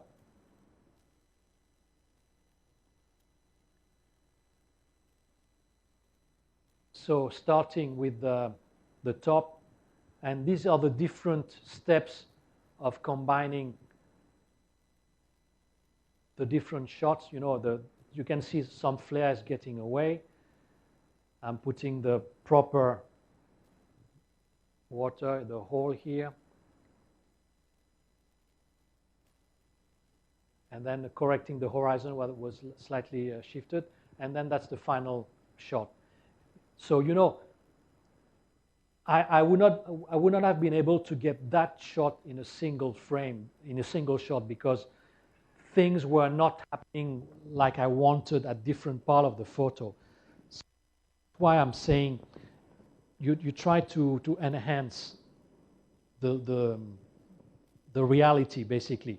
So it's not like I took shots from, you know, different places and different countries and put them together. But I was there, you know, for 30 minutes, and I captured different events and trying to make the best out of them to create something that, you know, eventually I prefer than one single shot.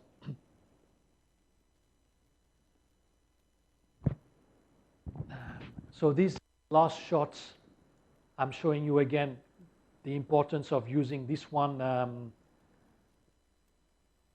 9 brackets, you know, because this is a very challenging light situation where you really need to underexpose as much as you can to get the details of the sun, and to overexpose to get all the details.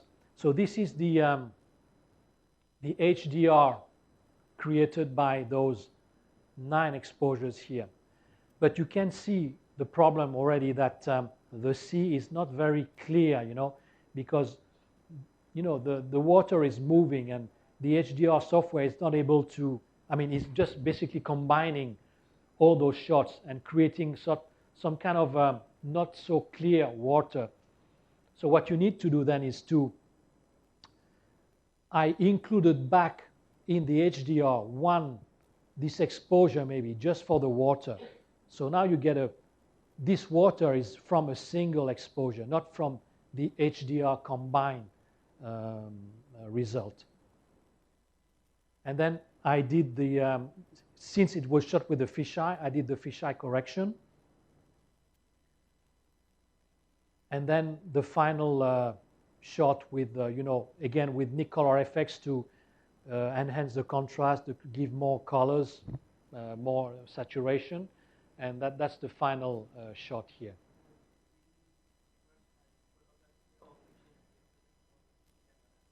No, I mean for in digital blending, I used I use like usually 10% opacity. So I really have control. You know, I have to. So it takes more a longer time, and also I sometimes use the hardness also of the brush. Yeah, so not to spill on the edges. But for that, I would not be able to do it manually, you know, especially for around those trees, you know. That's why in that case, I used this HDR software. But then I still included one original exposure here, just for the sea, you know. And okay, that ends my presentation. We still have maybe 15 minutes for Q&A if you would really like. So we can circulate the microphone, or I think I can hear your question and I will repeat them.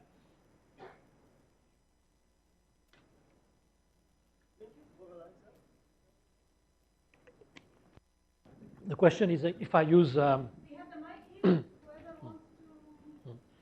Okay, I will repeat the first question is, do I use a polarizer? No, I don't use. Especially with a wide angle, it's tricky to use a polarizer, because if you shoot like a sky, you know, the polarizer always make the sky a bit more blue and more contrast for the clouds. But when you use a polarizer on a very wide angle, it has some not consistent, because it's too wide and the light is difficult to polarize when it's such a wide angle. So the only filter that I use is to stop the light, basically, an ND filter to make long exposures in bright daylight. Yeah. But this is only the case when you know, for waterfalls or moving clouds. Yeah. I have a question regarding the Olonio and the bracketing. Yes. Which one you usually use first? Because if I use the Olonio, I will lose all the data in the raw files and the lens correction specifically.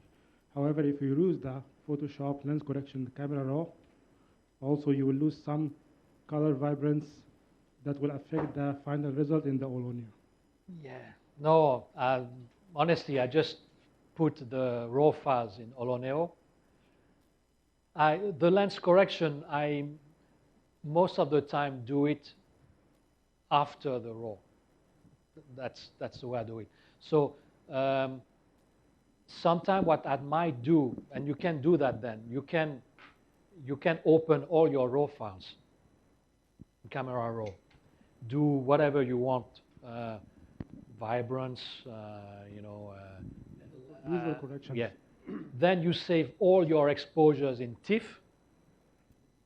and then you put those TIFF into Oloneo photo engine.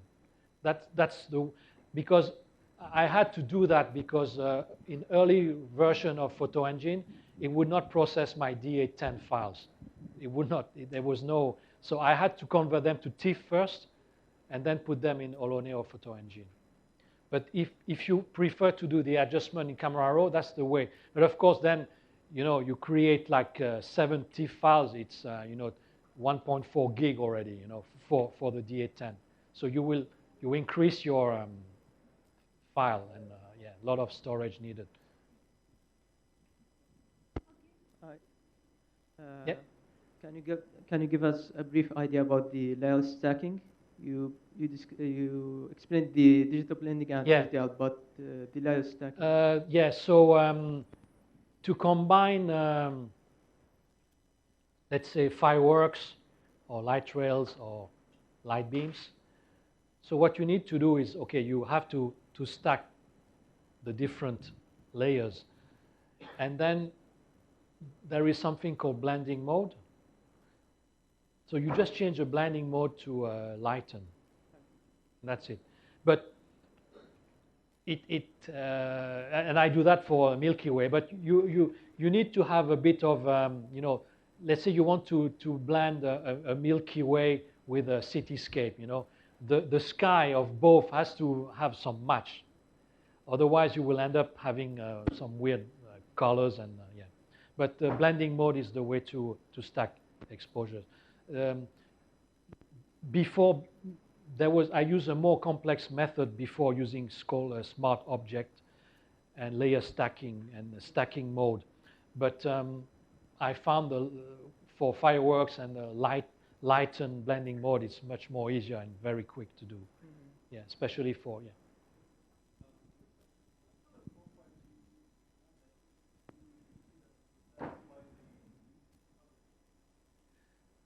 I use Adobe, you know, in my camera. Yeah. So that's what I heard as the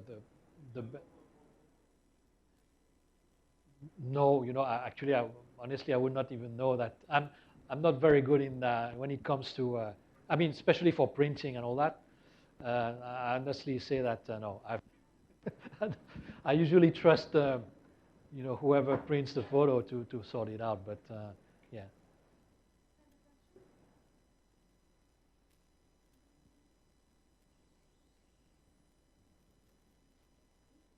They don't have questions.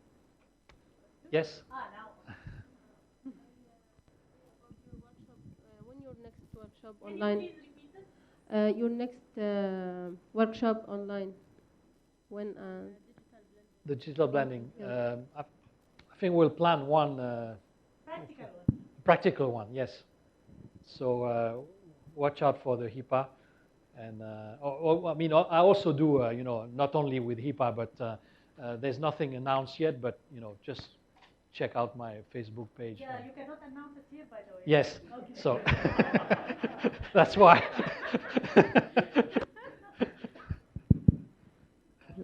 Hi Daniel, excellent presentation, thank you.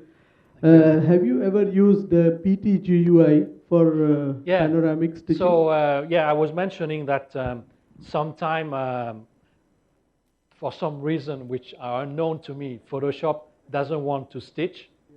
So then I start looking for other software. There's one which has this strange name called PTGUI. So PTGUI, and which can achieve what Photoshop cannot do. So I try Photoshop first, photo merge, or you know the manual auto align, auto blend, and if it doesn't work, and then there is a new panorama software from a company called GigaPan? from the GigaPan. company but it has another name, but Pro Color. Autopano. Yeah, Autopano. Yeah. But this PTGUI is better than that, Yeah, I believe. PTGUI is a very intimidating software because you can control so many things to stitch the panorama. I always, again, try to leave it simple and try to put the exposure and wait, press the stitch button and just hope that everything will work fine. Even with this PTGUI software, sometimes I put the same exposure and I stitch, I get something completely wrong, and I do it again and I get something right. So there's still some very strange thing that happening, and I don't really know what's going on, but yeah. So one more question, please. Yeah. Okay. Sorry. When you do the layer masking, the masking and removal, Yeah. how do you achieve accuracy for complex pictures? Yeah, you know, you said you're doing it by mouse. Yeah. So because again, you know, most of the pictures, it's more about correcting an area, you know, where you don't need to be very because, you know, it's all about selecting an area. So you can either brush it, or you know, sometimes you want to replace the sky completely. So then it means you have to select the sky, so you can use all the selection tools. So depending on the complexity, you know, I might sometime use more complex selection. For instance, when I do more like complex photo composite, when I need to isolate like a boat which has all these thin details, then I use something called alpha channel selection process, which then we are getting really into very, very complex stuff, but I try to avoid that. Yeah. But you know, it all comes down to how you want to select an area. So you have the quick selection tools, you have the magic wand, all these kind of tools. Yeah, I will. Let's say if I have a uniform sky, you know, so magic wand will do a great job. But then I will feather it and also expand the selection by 1 pixel to make sure it goes, and then feather it by 3 pixels, for instance. Yeah. Hi. If you want to join a competition, for example, do you have to submit all of the raw files, or just if they ask for the raw files? You know, I mean, some people they're only shooting JPEG, so you know you cannot force someone who enters like a HIPAA contest or any contest to have the original raw file. You know, some people, they don't even have raw file in the option when they shoot. So I think you just have to submit the original JPEG file, and they will, if you have tried to cheat, they will find out. You know, they have all kind of almost like forensic photographic tools that they will know that you manipulate the file. So even if you don't give the raw file, if you give a JPEG, they will find out. Even if it's HDR, is it considered manipulation? No, HDR is allowed. You know, I mean, you have to read. I mean, yeah. The thing is, when you enter a photography contest, something most people don't do, they don't really read the rules.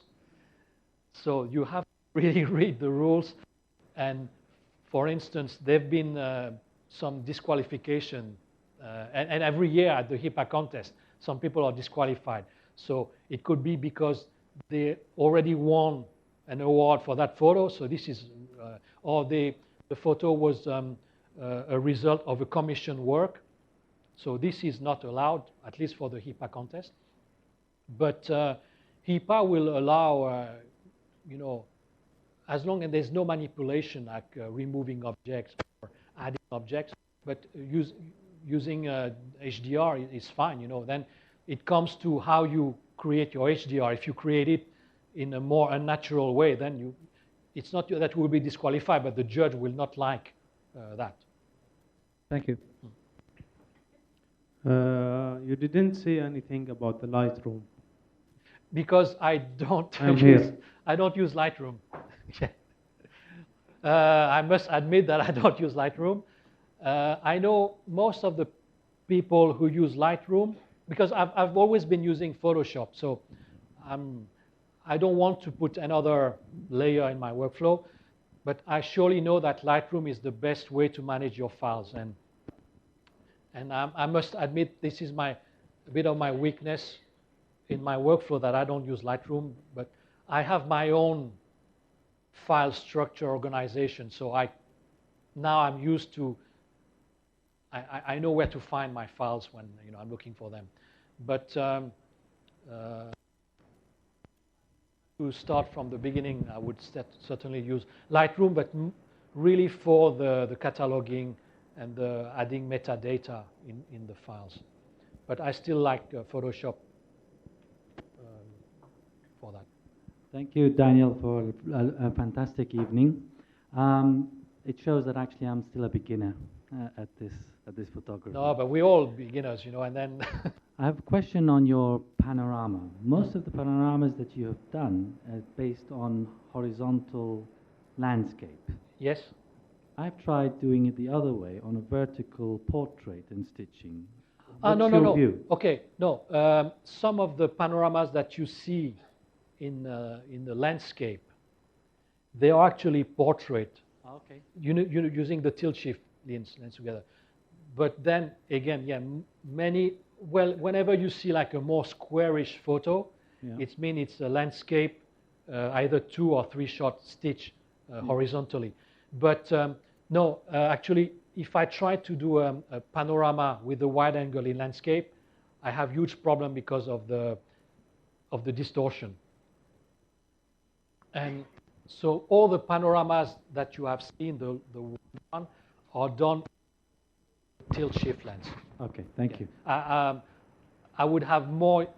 The 24 is still very too wide to get proper panoramas in landscape, shooting in landscape, because of even when you rotate, there would be a lot of distortion.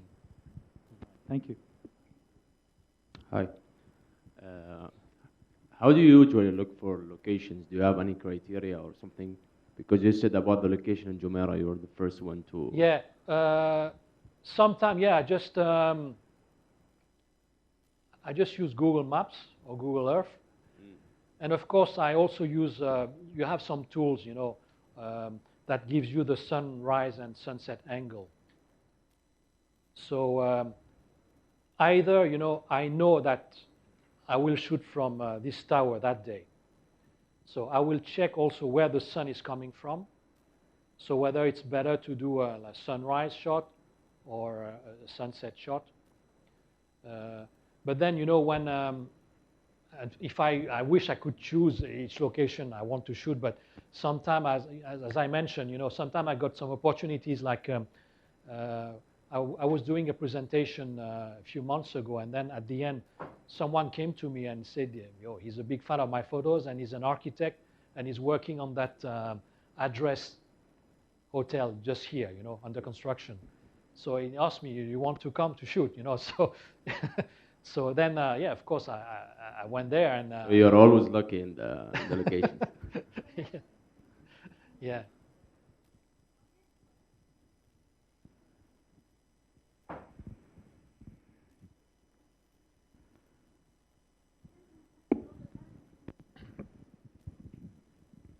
you shy asking for the mic?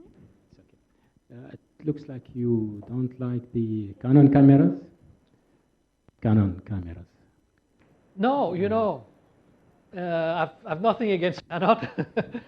As I mentioned, you know, I can tell you why I originally, okay, I went for the Sony first, you know, one of their first DSLR.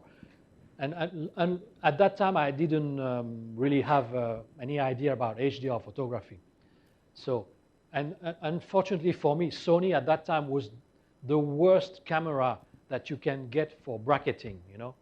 It will only bracket 3 shots, and only in the maximum was not even 1 stop. So it was 0.7 plus and minus 0.7.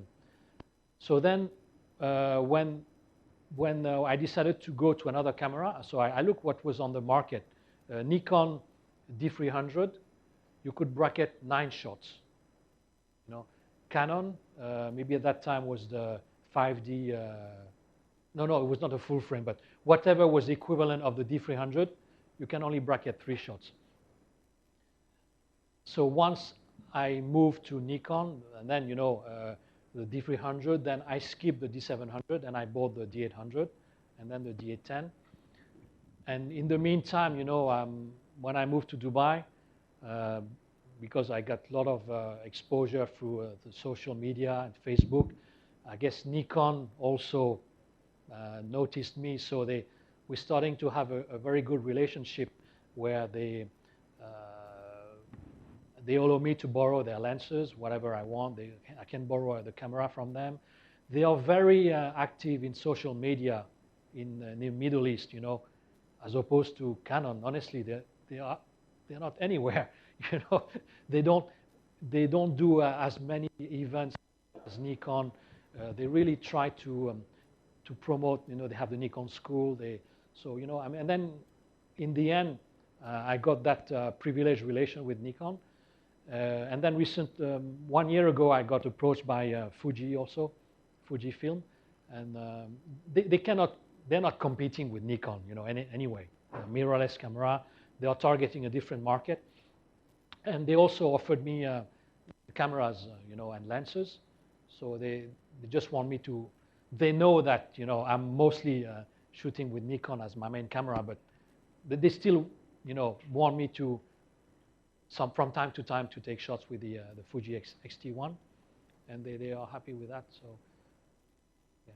If I've maybe, you know, now I have so much close ties with Nikon, it would be difficult for me to, if Canon come and say, okay, you want to test the 5D, whatever the 5DS or the new camera, which is the 50 megapixel, I would be a bit of in a difficult position, I guess.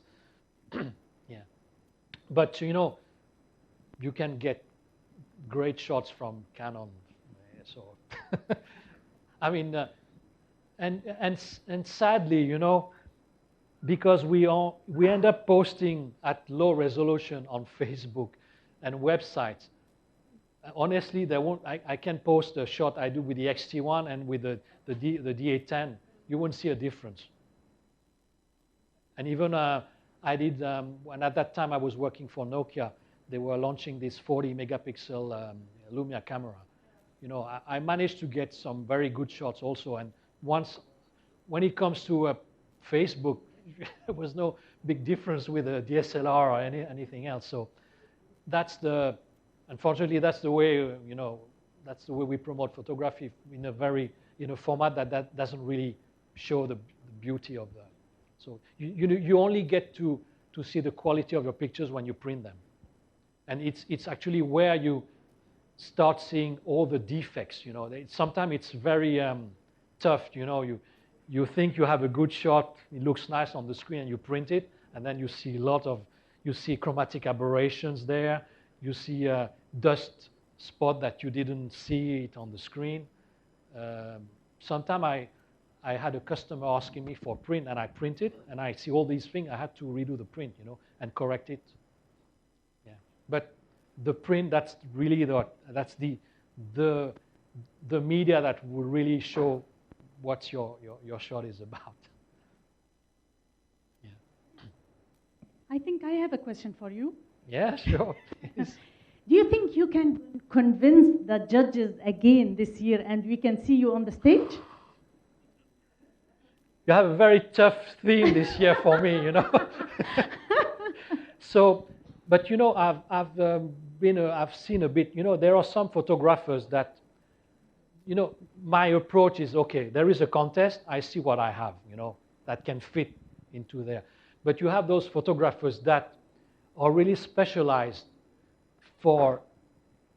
I know one in Singapore. He only shooting for contests, and he's winning a lot of money and prizes.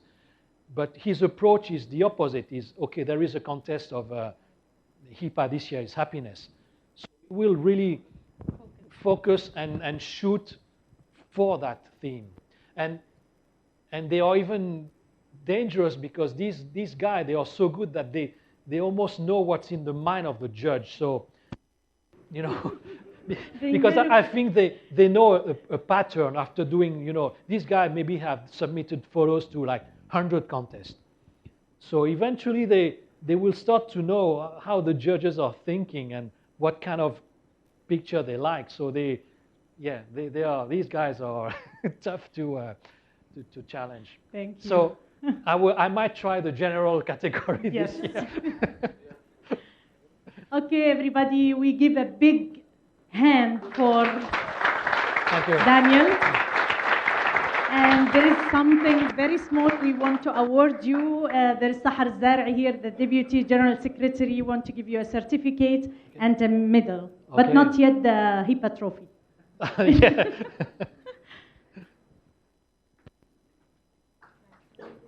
Thank you very much.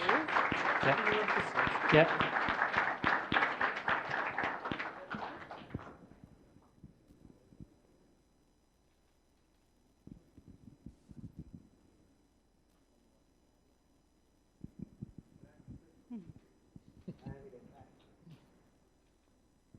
Okay, thank you. Okay, everybody, Thank you very much. thank you for coming. There is something very small to mention here.